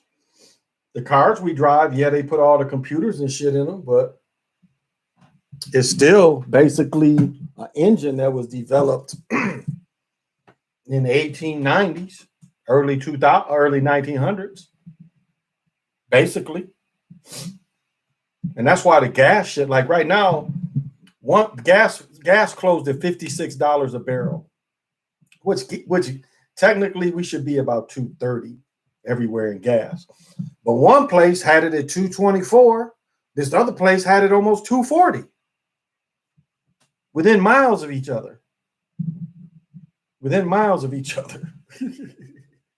And then I get back by my house and it's back to $2.24. So it's like, why in that pocket is it more? Oh, I didn't even do because gold dropped today. I didn't catch silver, but I know gold dropped. And I want to say, so did Bitcoin. Here we go. Yeah, gold was down $38, 1,798. Okay, so silver did drop today too, 50 cents, 51 cents, 26.1. So if you go to Monex, they're gonna their standard is $27. So they're asking 28 to make some money off you. So I saw that some of the other ones is down in Bitcoin.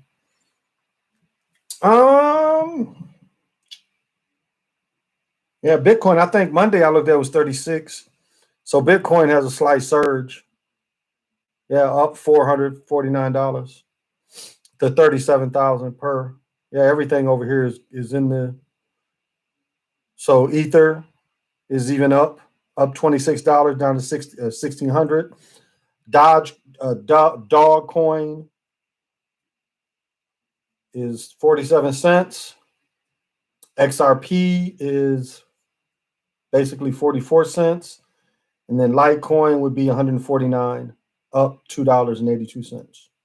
So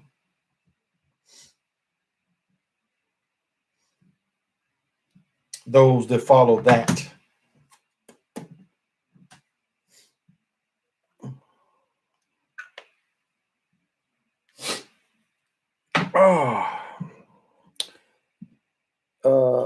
The government uses new tech to fool us. It's like war on all of us. New to us, old to them. Yep. Have you heard about the Operation Blue Beam? They say they're going to happen this year. Yeah, I mean it ain't nothing but them Nazi NASA that they want to. That it's gonna be them. Netflix movies tells you that movie about the synthetics that it's gonna be us. They're gonna make you think, do something to it. They've been showing you the movies how they're getting people prepared, and that's how they always do it. They prepare you through the movies. Remember the one movie that the chick made where the trees was the aliens and they could read the tree language? Y'all remember that one? The trees would come on the glass and give them signals, and which is fractals. And the trees were able to show them fractals, and the people were able to read the fractals and know how to conversate with them. People caught that fractal part. So they've been trying to tell you, and they're going to make up some aliens that they figure the general person is going to say. And then you know what they're going to come out with? Just like people getting these shots, they're going to come out with adopt the alien. So every city is going to adopt aliens. They're going to have thousands of aliens and people can adopt them. And the people who want to welcome the aliens in your city. And then there's going to be racist people, racist to the aliens. They're going to play the whole gamut of it. The TV show, what was it, Us or whatever the TV show was about the aliens. I mean, that's kind of what they did. What was it? The Fox, the Will Smith movie. that they made. I think it was the Amazon movie or something he made a year or two ago. They're kind of trying to show you how they're going to make the aliens. At first, they're supposedly alien, but then you're going to adopt the alien, foster care an alien. It's just like I didn't notice about the poor Jewish faith people and the poor Christians. I didn't know it was. I'd never caught that before. My son was like, when do Jewish faith people and Christian faith people, when do they work together? Because the commercial is, I never saw the Christian part before. Maybe it said Christian all along, but it's like, my son said, where are poor Jewish faith people? Like, where did they go to find these dirt poor people that get a day worth of groceries and they crying and they praying over it and kissing the food? Shows the old chick kissing the bag of chips. She was like, I'm happy to have these chips. Thank you.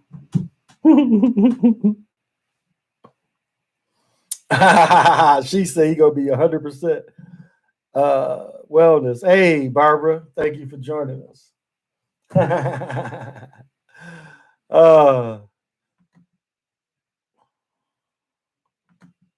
Well, I want to pimp some aliens, so I just like the robots. I can have one room with aliens and one room with the robots. I want to pimp them all. So just alien, whoever, if you out there listening to aliens, come get with me so I can pimp some of your whatever.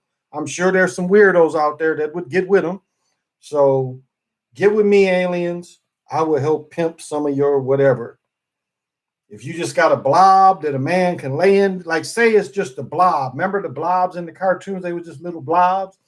So if you got them little blobs that can just lay in the bed and the man can come get soaked on the blob, I think people would go for it. And you know, the person will walk up and look at you and is like, I like the blob again, please. 5959, room 5. Man goes, jumps and gets splashed by the blob, and that's how he gets his jollies off. Before you know it, there'd be people wanting to marry the little blobs. That's kind of how they do it. And the blob be wanting to leave you, don't want to be pimped anymore, be trying to sneak out. Like, blob, I paid your way from wherever you came from. You got to work this indentured contract off. You see my thinking? I'm already looking at what they do to rules. You got to be my indentured, blob. You got 3 more years, baby. Go lay back in the room. You can't go with Henry yet. Henry, you can have it in 3 years. So you still got to pay me. But I love the blob. The blob loves me and wants to come home with me. Henry, you've been paying to be with the blob. It just wants to get out of here and get out of its contract, Henry.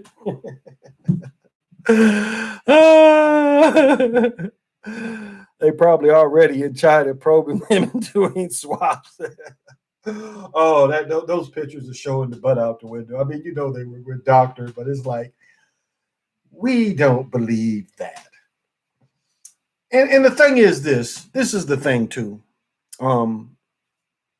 Strong discernment, I want to say this is, and this is probably just as important for all of our mental well-being. Find joy in everything. You know, that's the part too, the love, the joy, because they want to make us like the people that grew up in the slasher movies, and then the slasher movies turned into the slasher video games. You know? And they want to make you cold to all that. They want to take love and joy out of your heart. And I say that is something that we can enjoy right here on earth, regardless of what they do.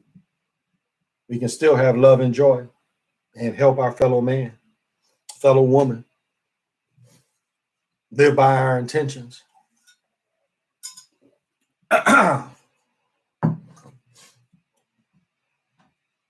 Man, go see the doctor, because the brace I had a brace before. I'm going to see if I can find it. I wanted to hold my thumb more. So they bring me some bionic man shit. So this chick, the first one she brings out is like, it's got a motor and she's giving me batteries and she's putting this shit on my hand. I'm looking at it and like, you know, the shit exercises your hand. I'm like, what's up with these batteries? She's like, yeah, you put the batteries in it and it exercises your hand. I'm like, this is some Darth Vader looking shit. How is this helping me? And she's trying to explain, and I'm looking at her like she's dumb as hell. I'm like, I'm not taking that shit. well, Mr. Macon, to help work your hand out. I'm like, this is some shit. Where you get this shit from? Toys R Us or something? It looks like a toy. You know the toy where you shoot the Batman little darts out? It looked like some shit like that. Like, chick, I'm not taking your Batman toy. But no, so the thing, she brings me one, and it was like 4 or 5 pieces. So it took her forever to do the shit. Then she's like, the shit doesn't look right. It actually wasn't bad. She brings me some other shit, and the shit is like up here on my thumb, and it's like my thumb is broke some shit. It's just, I just want something like the thing I got rests all this, but it don't really rest my thumb enough. So I wanted something that I could wear to just rest my thumb, but I didn't want this robotic looking shit to put my thumb in, It's like, it's too much. When would I ever wear that shit? I couldn't wear that shit out. I mean, I guess I could wear it out, but people be like, look, we can probably jump him until I pull the pistol out, and then they probably realize it was a mistake. But I would rather have 2 hands free to pull out pistols than one hand all, I couldn't go nowhere wearing that shit. Where the one I have now, I still can shoot somebody or stab somebody, whatever, but I'm like, I would be defenseless except, one hand pistol shooting people. But it's like, yeah, I could not wear that anywhere.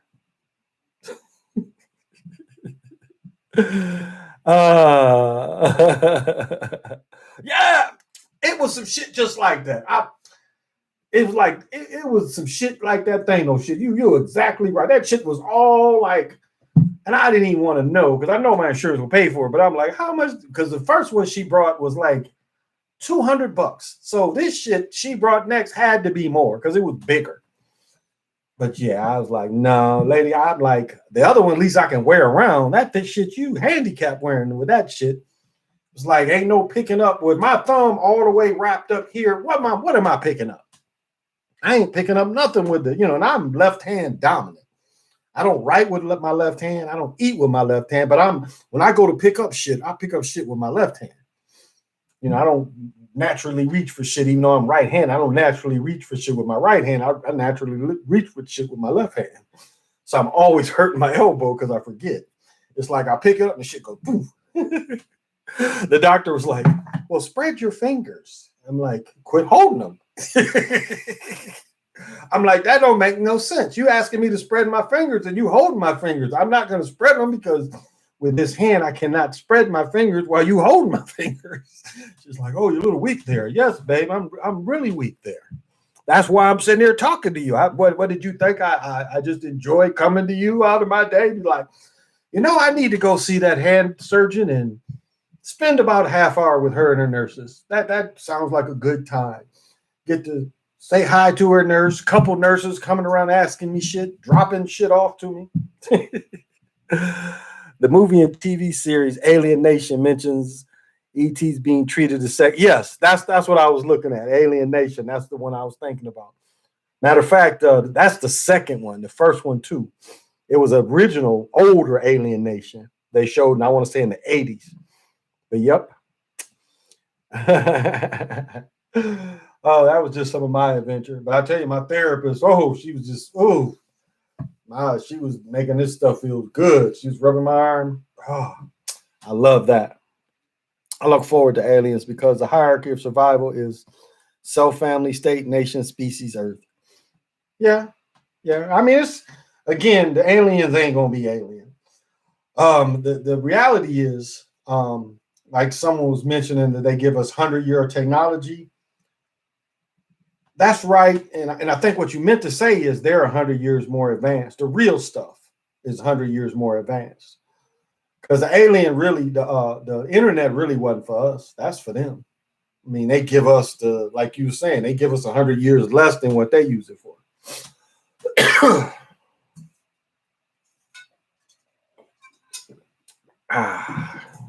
So if aliens come, we humans should work together. They're gonna use that shit as division. They ain't gonna do it for excuse me, they're not gonna do it for us to be together. They're gonna bring that shit on for division. And then they're gonna be like, well, I mean, like they make movies that's showing this shit where the aliens had a cure. Remember that? Aliens can cure everything. One movie showed aliens had a cure for everything. It was like the alien came out and said, we have a cure for everything. And the American government started bombing them and shit. I don't know if people remember that one. and they were so powerful they could stop them from bombing. And the aliens was fucked up because the alien was like, wait a minute, we can cure you guys, but the Americans and the doctors are saying, fuck that. We need to make money off these people. So if you saying you got shit, you taking money away from us. That's the American way. So it's going to be just a way to divide. Yeah, division and fear. Exactly. Division and fear. So that's all it's going to be. I'm going to have to step away for just a second. This shouldn't take long. Oh.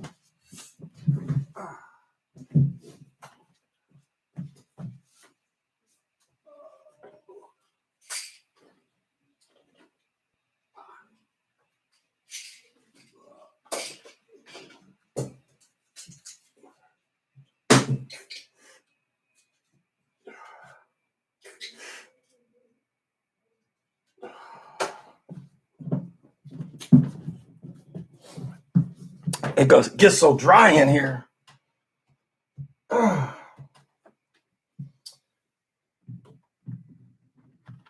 I didn't go to pick my daily inhaler, so I had to hit the inhaler. Heard myself wheezing. Flip the script. So it's just something they want us to be worried about. More worry. That's the control. Is give in to fear. Live your life in fear. Live your life in worry. Take away love and joy. And like the witch says, living your life love and above. That's kind of what lucid living is. It's kind of looking at everything as, because Timothy Frigged that writes this book, The Laughing Jesus. And he was just saying, a lot of times,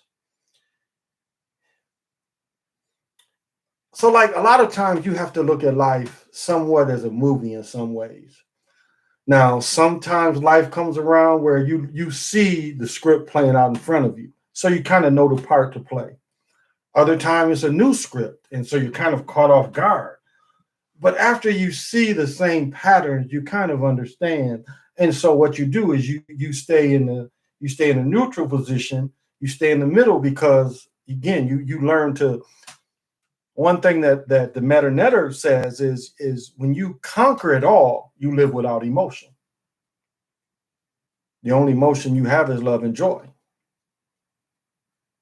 There's nothing equal to those two. So coming from love and joy, and I'm not saying being naive. I'm not saying that. I'm not saying that just the godly person is naive. I'm not saying that. What I'm saying is, as you as an observer who live by your intention of love and joy, you can separate what the script that's playing and how it's affecting you as an observer. And what I mean by that is, again, you can look at it without really any emotions. And what I mentioned is the Meta Netter is saying that is the true, the true priesthood was a person that could live without emotions. That was the true priest, the person that would live without emotions. And again, I say love and joy is as supreme. I would even say not even emotion, just supreme. And so everything else just is an experience. And you just can be the observer and not a person that's caught into it. Because we know, like I was mentioning, people 60 and over are caught into the scene of this reality. They can't see that it's actually they're being played. Again, you're a grown-ass person and you holding up a damn card, vaccination card. Do you see the mentality? This is the way they played people. This is how they played it. First, it was Democrat against Republican, conservatives versus liberal. Now that's gone. So what's left now? Take it compared to don't take it. Take it compared to the people that won't take it. Do you see how they do the divisions? So not only did the Democrats think they won, now they think they're winning by getting this medicine. And that's how people are looking at it. That is how brainwashed 60-year-olds are. They just thought they won. They think a woman who lost her bid to be governor, that she actually did something, like Biden really needed her to win. That's my point. Like they really sold up Georgia, and it was because of this superwoman who didn't win. But she's woman of the world and she deserves the Nobel Peace Prize. Well, what did she do? She rallied the troops. She was a sister girl. She was sister girl to the sister girl who's to the head sister girl. We got a head sister girl in office. We're going to have a president sister girl. Probably sooner than later. So we're going to have president sister girl in the office. Wearing Converse. They're going to have a picture of her with her feet on the desk, and it's going to be Converse. Watch.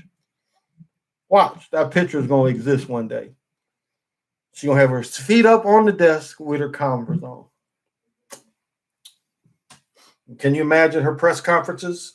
President Sister Girl. President Sister Girl, can you answer this? Who is your husband behind that dumpster with? What is he, the first man? I forget. They said his title. I look forward to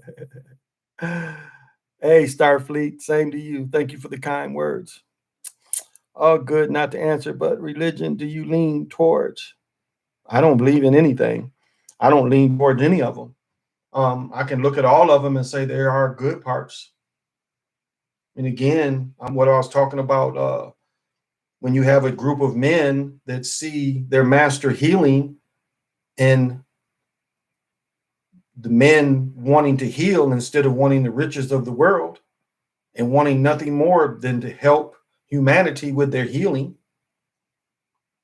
And that's a great and powerful message.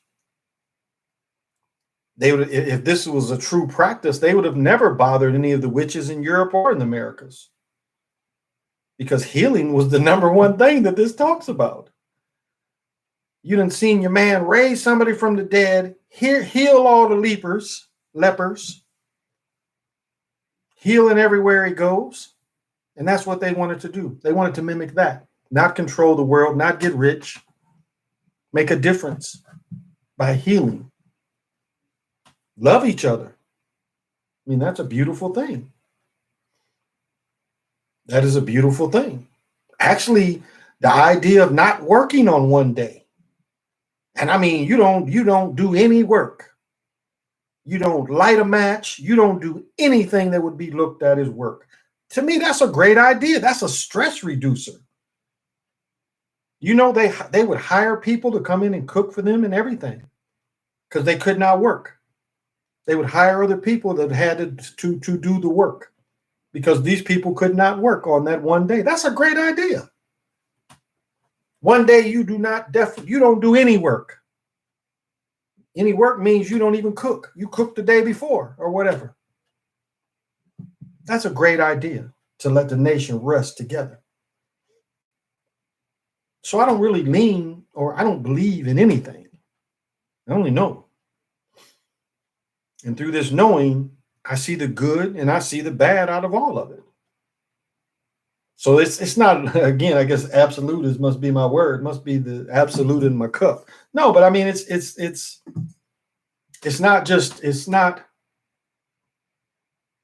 in a lot of ways, those businesses can be helpful, but on the other ways, they can be harmful because they work for the government. Almost all religions work for the government in America, at least. If you tax exempt, you work for the government.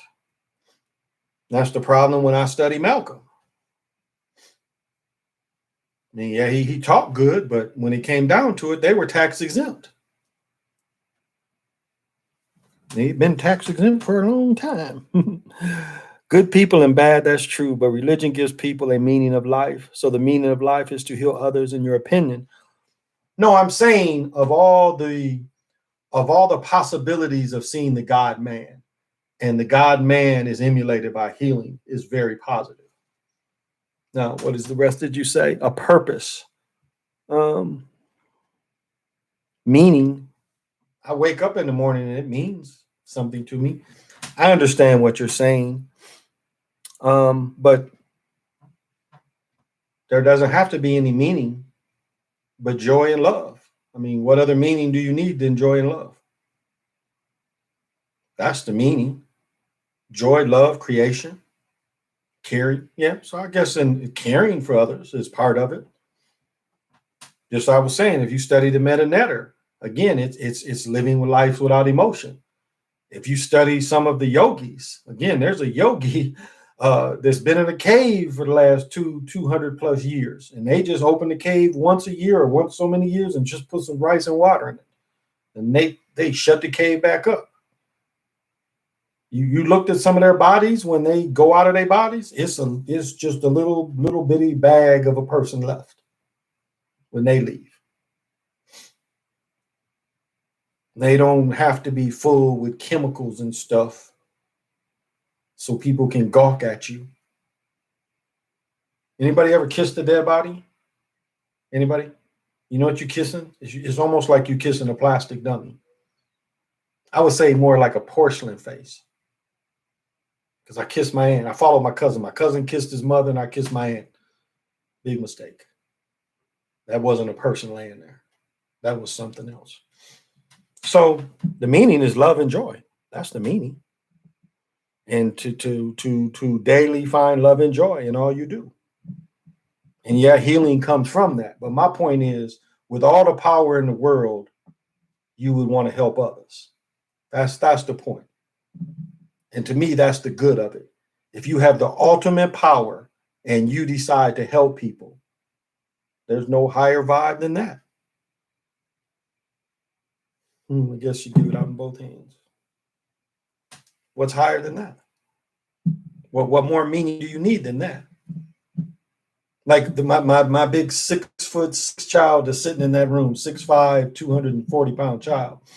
I was just thinking the other day, he was a baby, and the oldest at that time was probably 10, 11. And then I had one probably 8, and then I had one probably about 4 and one about 3, 2.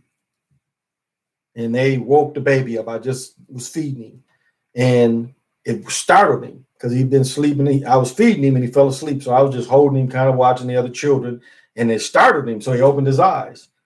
And this baby my son was only about a month old, maybe 2, but he was still, bottle feeding. He was that little. And I told him, it's okay.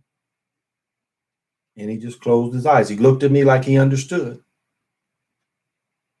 And he closed his eyes and went back to sleep. Because at that very moment, he knew that there's nothing in the world I would let happen to him. Up to that point, nothing had happened to him. So he knew when I told him it was okay that he was okay.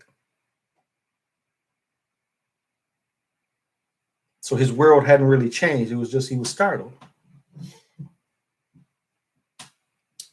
And so, should we be helpful to our fellow man? Absolutely. We shouldn't be fools, but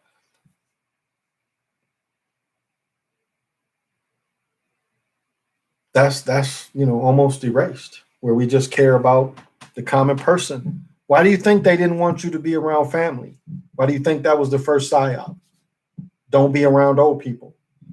My mother's about to have her birthday in a week or so. Last year at this time, my daughter was scared to hug my mother because she hearing that young people can give it to old people. And I just remembered I was watching the gears turn in her brain, not knowing what to do. Whereas my son and I, we both went up to her and hugged her. And my mother knew too why my daughter was kind of hesitant. My daughter was still kind of staying back. And she really didn't know what to do because all this rhetoric she's hearing. In the fear, like I watched my daughter and her mother both have to be tested. In the fear in both of them, what they both, the fear that my daughter about her mother, and then when she went through it, these are all psyops that they want to do to people. And then what if it comes this yes? And then that's a whole nother psyop. Well, now you're supposed to do this. Now you're supposed to do that.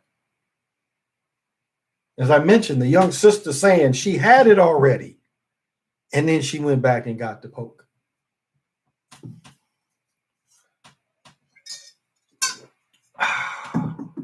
So, Star Church and church and state is one thing. Religion feels political in some ways. It is. They want people in their emotion. Yeah, your emotions definitely weaken you. It weakens you. Those type of emotions, because you can get swayed. It takes away your balance. That's what you have to understand. Life is about staying balanced under all circumstances. I know Super Sly was like he wants to keep a little of that fire energy in him, because again, we don't want to become soft. But even that, staying balanced, is easier to make those decisions. When your head is clear, it's easier to make if you do have to whoop somebody's ass.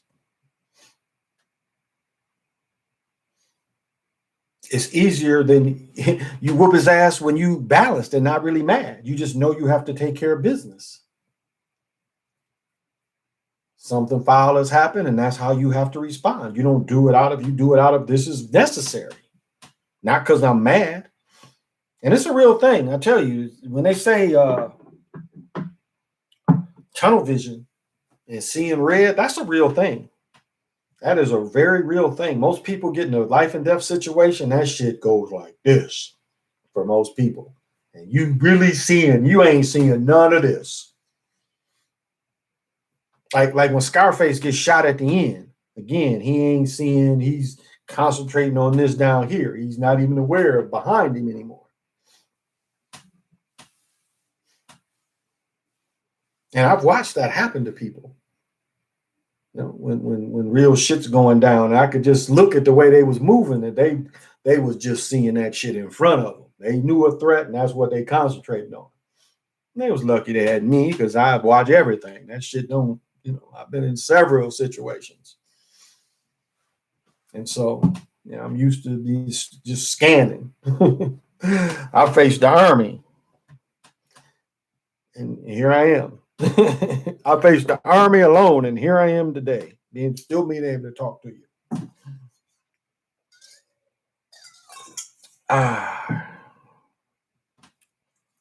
But I'm glad I am here, because this land up here where these Lakota live, this is holy land, no doubt. This is the land of the pink granite, which is the highest vibrating stone there is. And it's everywhere. I have boulders. I literally have big boulders. I have a boulder this big, a few feet from me. I have a bunch of granite in my kitchen. I've got it all over. I've got pieces when I move from this apartment that I'm taking with me. I'm going out there in the wagon, picking that shit up and putting the wagon and taking it with me.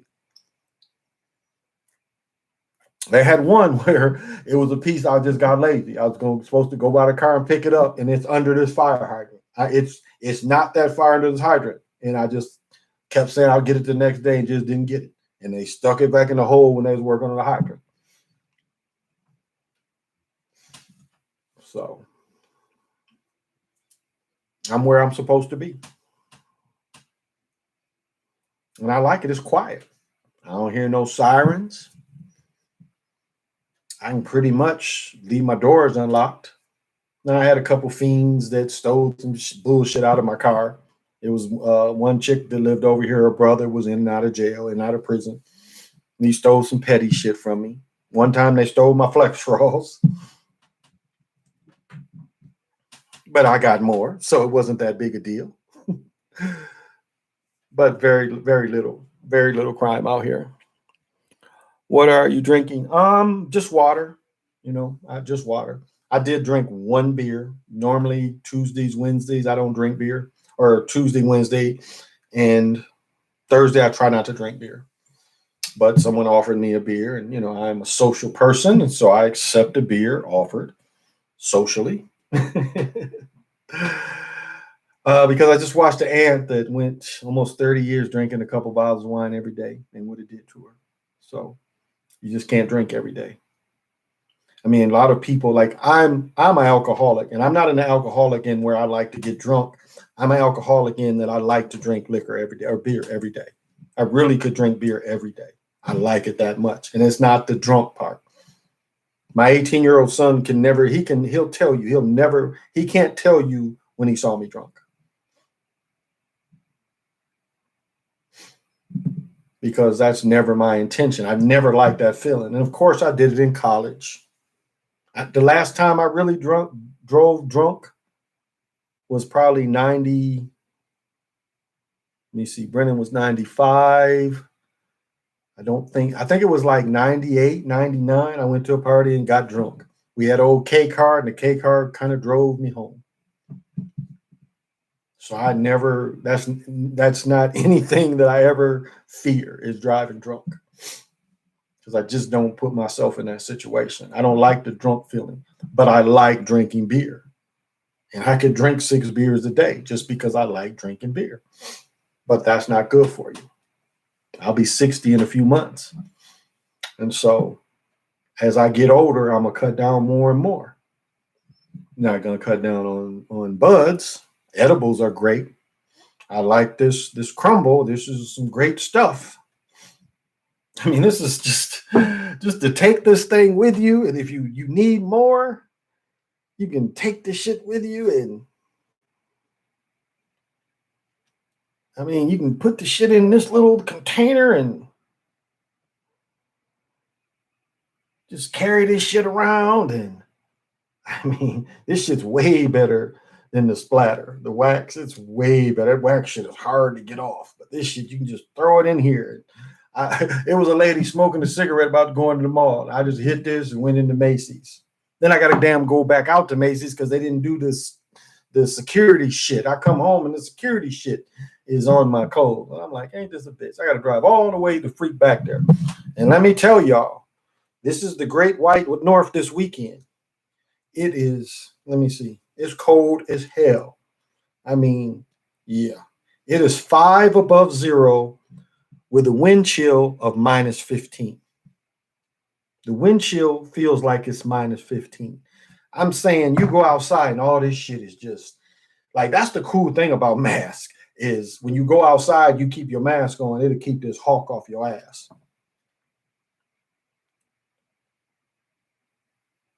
So it's going to get a high of 11 above zero tomorrow. So tomorrow, the high is going to be 11 above zero. Saturday, it is going to be a low of minus 7. Super Bowl Sunday at 12 a.m., it is going to be minus 7. By the time the game comes on, damn, that'll make a mug stay home. It says bitterly cold intervals of cloud and sunshine. During the day, high of minus 1. Super Bowl night, when I'll be coming home, will be minus 12. Yeah, I don't know. I might not go nowhere. Because if you break down in that kind of shit, oh, that is terrible. You could die. Because if it's minus 12, the wind chill factor is like minus 20 something. I had a friend, we moved. And this is how funny the weather can get up here. I was moving. We moved one day, it was 45 degrees and sunny. We was both sweating. The next day, it was like it is now 5 or 6 above, but the wind chill factor was minus 20 something. My friend, he got frostbit. Like you could see the line right here. He was, I think we was taking the truck back. So I went in to pay and he was filling the truck up for me. And he got like a line of frostbite, like right across his lip and some of his fingers. He was only out there, 8-9 minutes. So it can kill you. This kind of weather can kill you. You get out in it. But I'll tell you, I'm gonna wear my fur. I almost wore it today when I had to go to the therapy, but I was like, yeah, that's a little too much. Old pimp going in there with the fur coat. So I'm definitely gonna wear it tomorrow though. I wear it like once or twice a year. So I'm gonna be decked out in the fur tomorrow. Fur and the fedora, or probably the Godfather hat. What Barbara said, thank you for your service. Well, thank you. That's kind, very kind, Barbara. I appreciate it. Thank you for joining me. Thank you for the support. Lorenzo.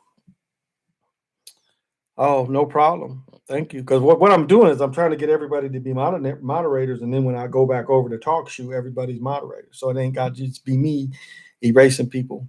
Because what I'm seeing is this is when you go into excuse me, not to talk to you. When you go into the StreamYard, it appears like it enhances the camera. So, and I guess I'm gonna wait till thanks or the next sale on the phones is supposed to be Valentine's Day. So maybe I'll get the phone then and use that camera as well. Still kind of as a toss up, which because that 50 times zoom that the new Ultra Galaxy has sounds kind of interesting. But I don't know. Galaxies just seem to all have the same problems after you have them for a minute. But my friend, she's like, she don't really like her iPhone. So I'm still kind of undecided. I'm leaning more towards getting the iPhone though. They both cost damn near the same, so ain't really, it's about the same. But I just like to come on here and give my knowing. What is the code when the Super Bowl 52 was in Minneapolis back in 18? No, I tell you, trying to think. Was that 18 when we had the because remember before the new stadium was built and the Vikings made the playoffs and they had to play Seattle and the Cat missed the field goal on purpose at the end. Remember Seattle ended up going to the championship game? That was a few years ago. It was like minus 20 something then. Wind chill was. It was like I think 6. It was 3 above, but the wind chill was down there in the 20s, and it was at the college stadium. I don't know if y'all remember that. And one of my friends had tickets, and I was like, okay, sit warm in my house or sit next to this dude. Well, he's my friend, but sit next to him freezing. Yeah, the warm in the house went out. Another game, they had an ice bowl where they was playing outside when they was playing in the Gopher Stadium. And I had tickets to that one, and I turned that one down too. I was like, yeah, I'm not going to go. It's warmer in the house. So I think it was kind of cold. And then this was the lick. It was like my friend was doing Lyft and Uber, and he was hoping to make a lick during the Super Bowl. And you know what everybody did?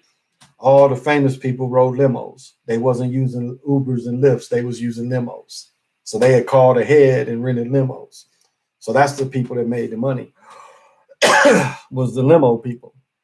And remember when the Eagles won, Kevin Hart tried to go on stage and they was like, get your little ass out of here, Kevin Hart. Kevin Hart was sitting like, it's me, baby, Kevin. And y'all see Kevin Hart bought another fast car. So it wasn't enough. It wasn't enough that he done like you got a monster car with 600 horsepower, you just let anybody drive. And then, you know, some of them roads and where you go, some of them ravines where people live up in there, a lot of them roads is like this. And you hit them too hard. And he had to if you looked at that car where Kevin Hart supposedly hurt his back, that was excessive speed. Can't say it wasn't. That was excessive speed. No way you flip like that just going 30 miles an hour. And now his new Hellcat, I think they called it. They use an old 70 body. It's supposed to be 1,000 horses. And he has a roll cage in it. Not sure why a person would need that much, but maybe he plans on going to the mood. I remember that was wild card back in 17. Yeah, it was cold as hell.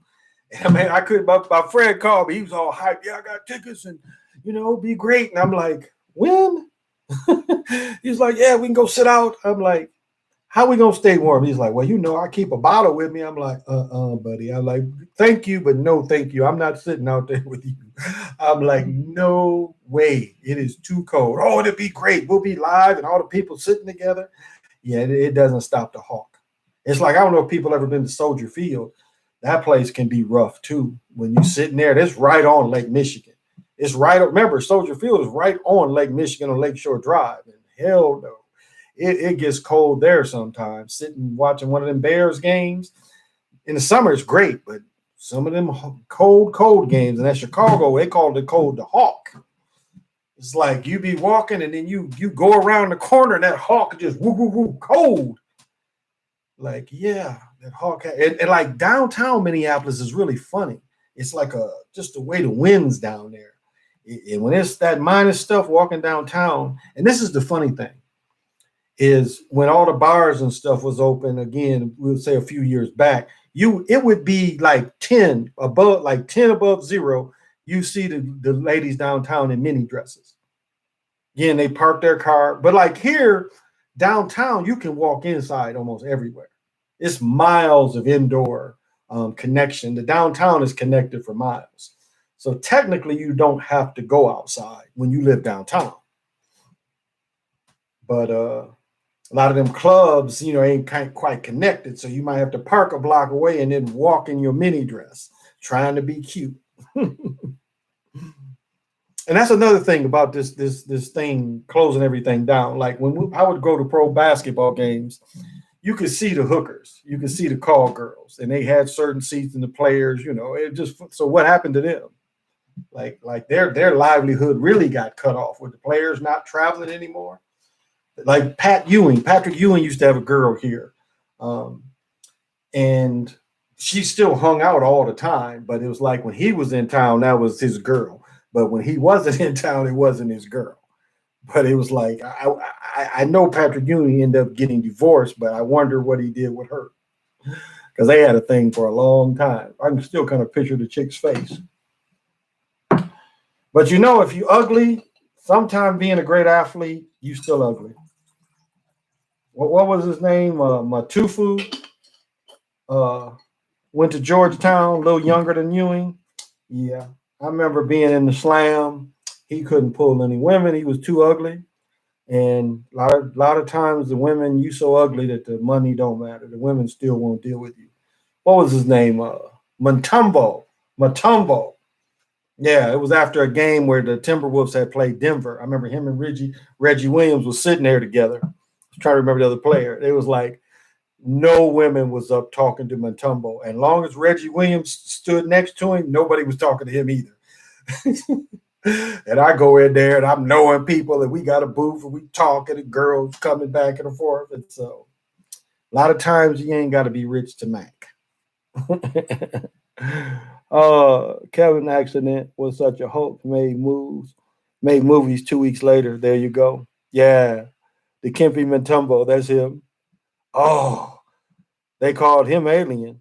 Do you remember that? When Cassell was a rookie, they called him Alien. That was one of his nicknames. They called him Alien because he looked like an alien. Only the fans, the new hustle. Yeah, exactly. Laker game and Christmas, and had Anthony Davis tried to save a ball and landed on Kevin, and LeBron sat on him. Exactly. Yep. Well, LeBron didn't want to be left out, so that's why he sat on him. He was a attention seeker. That's why he sat on him like that. Bo played tonight. He sure did. But that Mutombo, that was a certain. Bo Outlaw too. Bo Outlaw wasn't a very handsome man either. I don't know if y'all remember him. Long, extremely long arms. Not a very attractive man. Lorenzo. Yeah, I remember that. And LeBron's still like that. Like, this is what I don't understand. And y'all seen this. Y'all saw it. Y'all have witnessed this. Why do these people look at the big board? I just don't get that. You play it on television, because what happens is when you're on the main, like the clock in the middle, when you're on that main board, you're on national TV. You're on TV. So it's only like the big board that you're on when you're actually on TV. And guys still look up. And I don't get that. Here you used to being on TV, and because it's one-on-one on you, you look up. I don't understand that. You see, now football, they look at the board to see the play that went previously. But the NBA is pretty much just vain. Cats just be vain. It's like, I don't get that. Like Jim Brown must know he was going to be on the big board. And so you could see he was looking up because there's always the delay for the television people.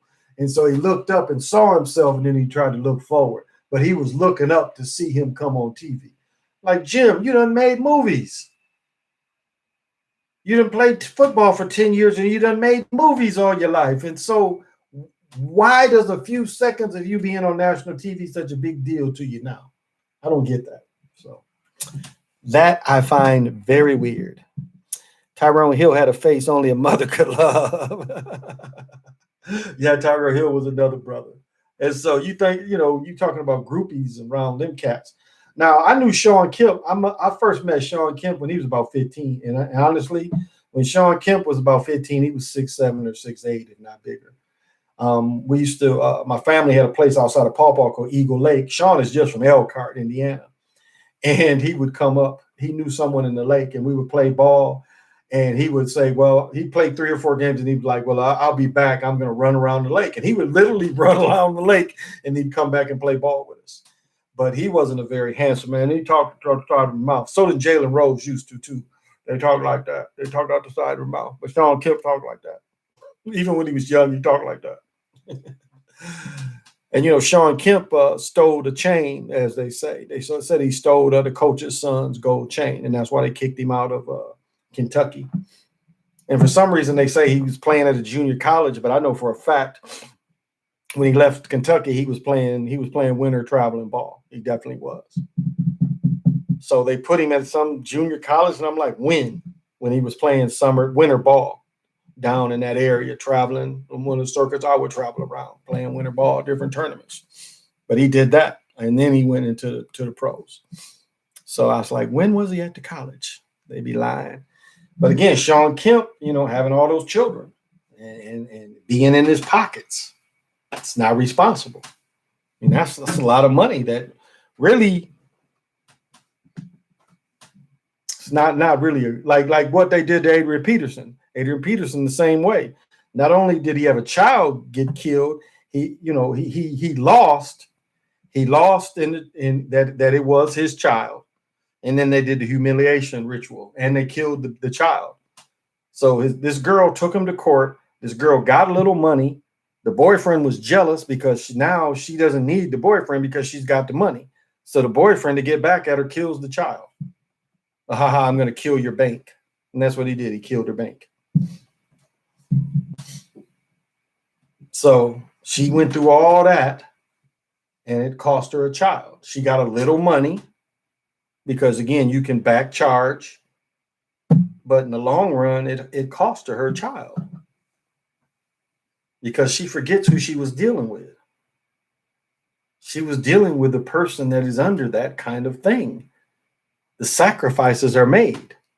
So, and he was another person that they did that to the peak. The year before, where he got, within yards of breaking the Russian record. This was at his peak when they kept him out for spanking his son. That humiliation. So Peterson went through a double humiliation. Then they saying he ain't, didn't do his bread right. Man made $100 million. That's why we know they lie about that. Because there's no way these cats that's supposed to make $100 million ever go broke. And okay, taxes, whatever. But it just tells you they didn't get all the bread they say they got. Like I watched a commercial today, and it had an ad that showed Zion in front of 2 Mercedes. Wasn't neither one of them his. If you read the article says Zion shows off his new cars. But you get into the article just says he took pictures in front of these cars. No car was actually his. The cars weren't his cars. He had just taken pictures with these cars. But the article is misleading. Todd Heap also sacrificed his daughter. Ran her over, backing out his garage. Most of the ball players are mama's boys, goofies. No game, but with money. Oh, that's true. Peterson showed no emotion after his child passed, sacrifice. Oh, yeah, he knew what time it was. He knew what time it was. And it saved him bread, too. It saved him bread. She only got the initial lick, the back pay. And I mean, I imagine the back pay was substantial. It was some thousands. You know, the child was 2 years old, so she probably got close to 2 years worth of back pay. So she probably got about 40, 50,000.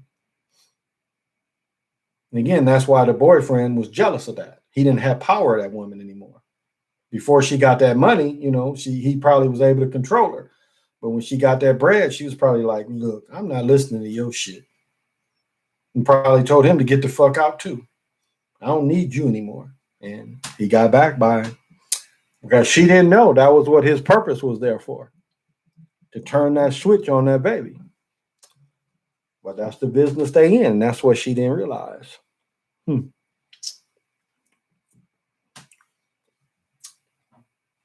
Oh, did you guys hear? We're up to, so only one death to report today.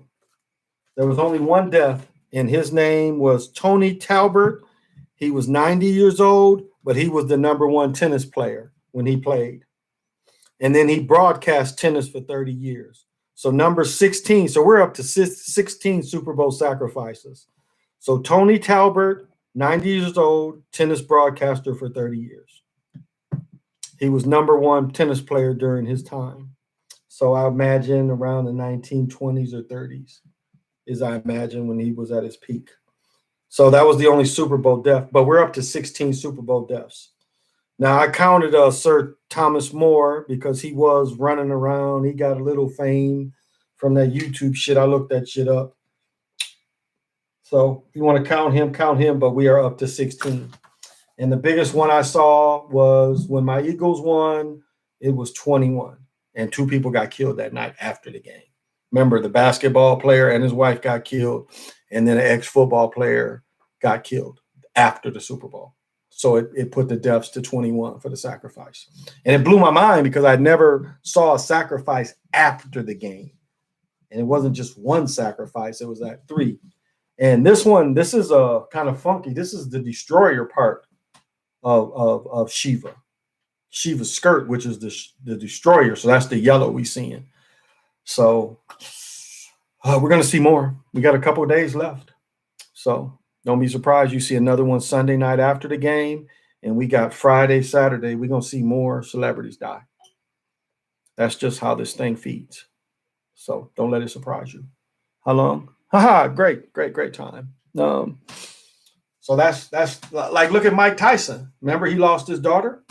His daughter supposedly was on the treadmill and she got choked out. They had one of the ropes on the treadmill and the rope caught her and strangled her. So that was his sacrifice. And Gus D'Amato. Gus was probably a sacrifice. And Gus was old and sick, but if you looked at it, Gus was a Super Bowl. Not Super Bowl, but a sacrifice for Mike Tyson.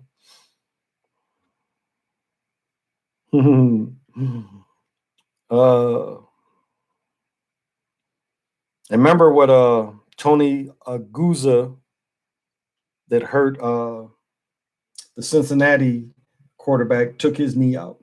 He took out did he take out the Raiders quarterback too? Yeah. Tony Monagusa, whatever his name was, he hurt the Raiders quarterback that was MVP that year. He tore his knee up, and then the following year he tore up what was the brother's name? Carson Palmer. Tony Siragusa went right at Carson Palmer's knee in the Super Bowl. Tony Siragusa was allowed to do that to 2 people, tear up their knees like that. And then they thanked him by putting his ass as a sideline reporter. Remember, he was outside. So they humiliated him just as much as when they put Booger on that moving, floating machine. Siragusa was the same kind of thing, except he was field level. Still don't see the point of sideline reporters. Remember, OJ was the first sideline reporter. Never saw it. I still don't see the point of that. I mean, I don't care if women are involved or not, but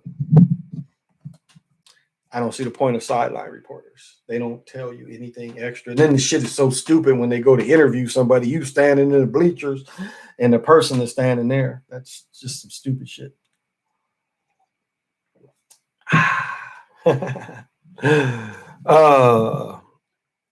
Yeah, he did that to Rich Gannon. Exactly. It was Rich Gannon, and he did Carson Palmer the same way. Went low on him. And they didn't change the rules until it happened to Brady. But when it hit Gannon, Gannon was the MVP. That hurt them. That hurt them tremendously when Gannon went out. The same way when Palmer went out. They had better teams and let him go low. And he knew what he was doing. He knew what that kind of move was going to hurt him, but that's what he was told to do. And he got a Super Bowl ring out of it. Matter of fact, he was on the HBO show the following year too. He told Todd Heath, because remember Todd Heath, his wife looked like Britney Spears. They told Todd Heath, him and the Black Crocodile, the song was Skip. They both told him, don't bring your wife around here. She's too pretty. Remember, I don't know if y'all remember that. That's what they told Todd Heath. And I don't even know if she's still with that woman. Yeah, he was dirty. He hurt Robert Giffin too. Could have, yeah. Everyone knew. I mean, Robert Griffin, though, once he was hurt, he shouldn't have played in the playoffs, and they talked him into it. Same way they shamed him, the same way they shamed Grant Hill. You know, Grant Hill should have shut it down and not played in the playoffs. And Grant Hill suffered a little bit from not really doing enough research on the shoes because the shoes weren't made for him. Shit, they were saying that Marbury was hooping in the regular Starbury shoes. Now, if I start my shoe company and I'm selling massive shoes, damn if I'm wearing the shoes that I'm selling. They're going to make my shoes just a little better. You're going to make me, I'm just going to have one line for my shoes only. I mean, that just makes a lot of sense. I can't imagine trying to play pro with those plasticky shoes. They were the plasticky, and some of the Under Armour shoes, early Under Armour shoes, was all plasticky. They was trying to make to look leather, but they wasn't leather. They was all plastic. Oh. He messed Gannon's shoulder up. Remember, Gannon was MVP one year. He tearing the league up. They had a decent team. So.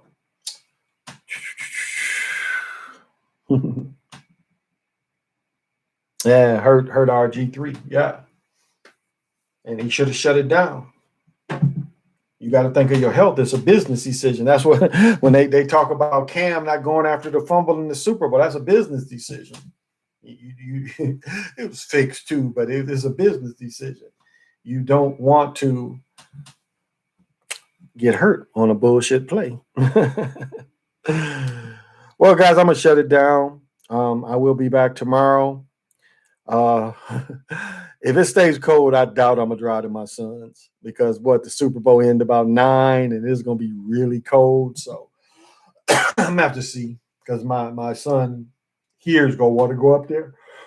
Because he said he's taking the day off, so we'll see. I just don't know if I want to be coming back when it's -12 and be on the highway.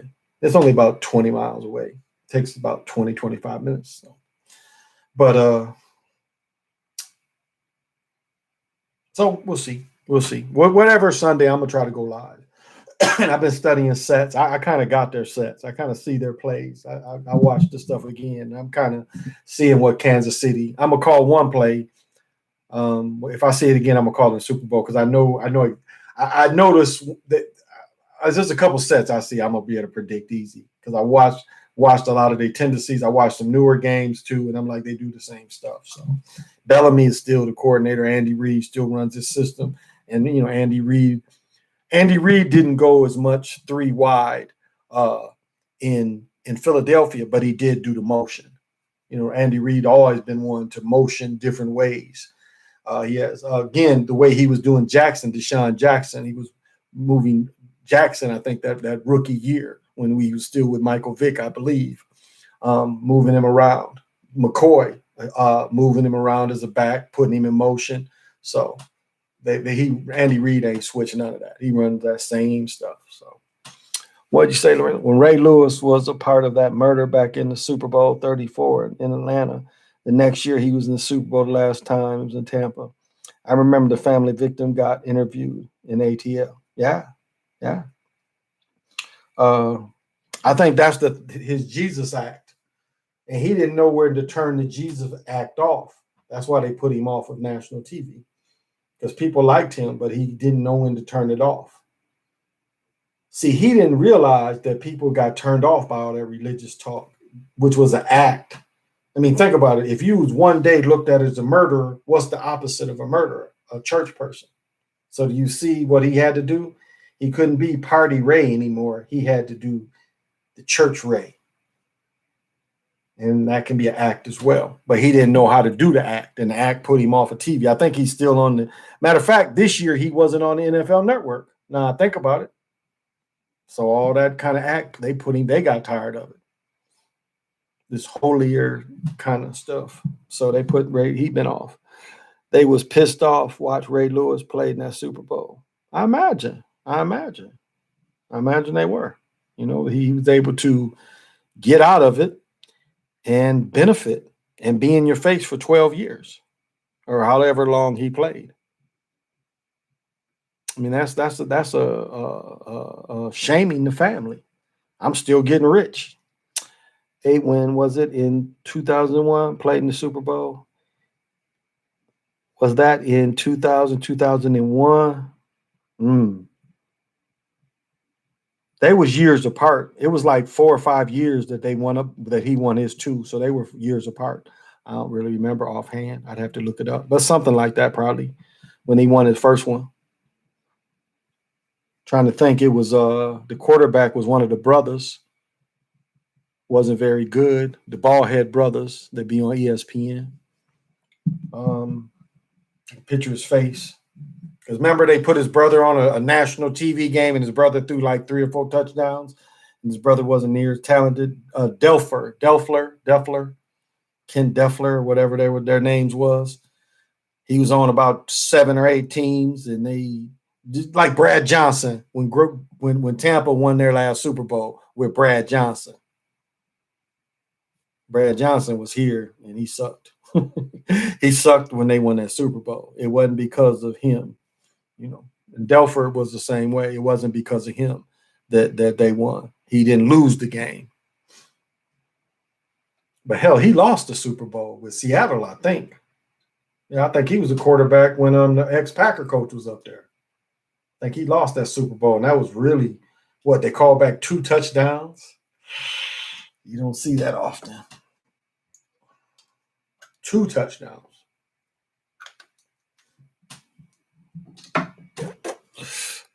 Trent Dilfer. Yeah, Dilfer. And his brother, though. It's a brother, too. I can't think of the brother's name. But yeah, thank you, Rocky. But it's the brother. Remember, the brother was on Monday night. Like one day he was talking on ESPN, and then the Colts, Luck got hurt again. So the Colts picked him up, the brother, and the brother played Monday night. All of a sudden, this dude who's in his mid-30s, hasn't been playing, all of a sudden he's scrambling past defenders. Y'all remember that game where his brother threw them touchdowns on, I think it was a Monday night or a Sunday night game, but I want to say Monday night. He's announcing a few days before, and then all of a sudden he's able to scramble away from defenders. It was all an act. Oh, here's a big act. Check this out. Do y'all remember when Magic's first year of running the Lakers? Do you remember they picked up a dude from the G League? The dude had the longest career in the G League. The dude played in the G League like all 10 years of the beginning when it was called something else at first. Remember that guy? The guy played like 10 years in the G League. But it was called, what was it called before? It wasn't the G League at first. But anyway, Magic let him play the very last game of the season, and the guy scored 20. Do y'all remember that? Magic let him play like in the last 3 or 4 games of the year because his whole career was in the other league, the developmental league, was, the under league. But that one game, they running plays for him, and he scores 20. He's getting and ones. Do you see how they do this thing? Do y'all see how they do that? Do y'all remember that game? I can't remember that player's name, but he wasn't back the next year. He played those little few games, and again, they didn't make the playoffs. But they had the whole thing on TV where they signed him. He's like, well, we're giving you a 10-day contract. This guy had been in that league, which was the old Eastern League, but he had been in it for 10 years. And then he got called up. So that shows you it ain't real. So you can just go. You never played with them, just practice with them a few times, and they running sets for you. When do they do that? Why would they run sets for you? Unless it's scripted. The average person that goes from the G League and come in, number one, he ain't gonna get enough minutes to score 20 points. This dude was damn near playing 6-man. So shows you how scripted these things can be. Yep, Matt and Tim Hasselbeck. Yep, Hasselbecks. Yeah, that's their name, Hasselbecks. Yeah, the Hasselbeck brothers. Yeah, not Diffler, but Hasselbecks. Yep. Yep, them dudes, both the bald head brothers. Both of them slow. The other one was real slow. The one I'm talking about that had the good game on Monday Night Football, real slow. And he's evading tacklers.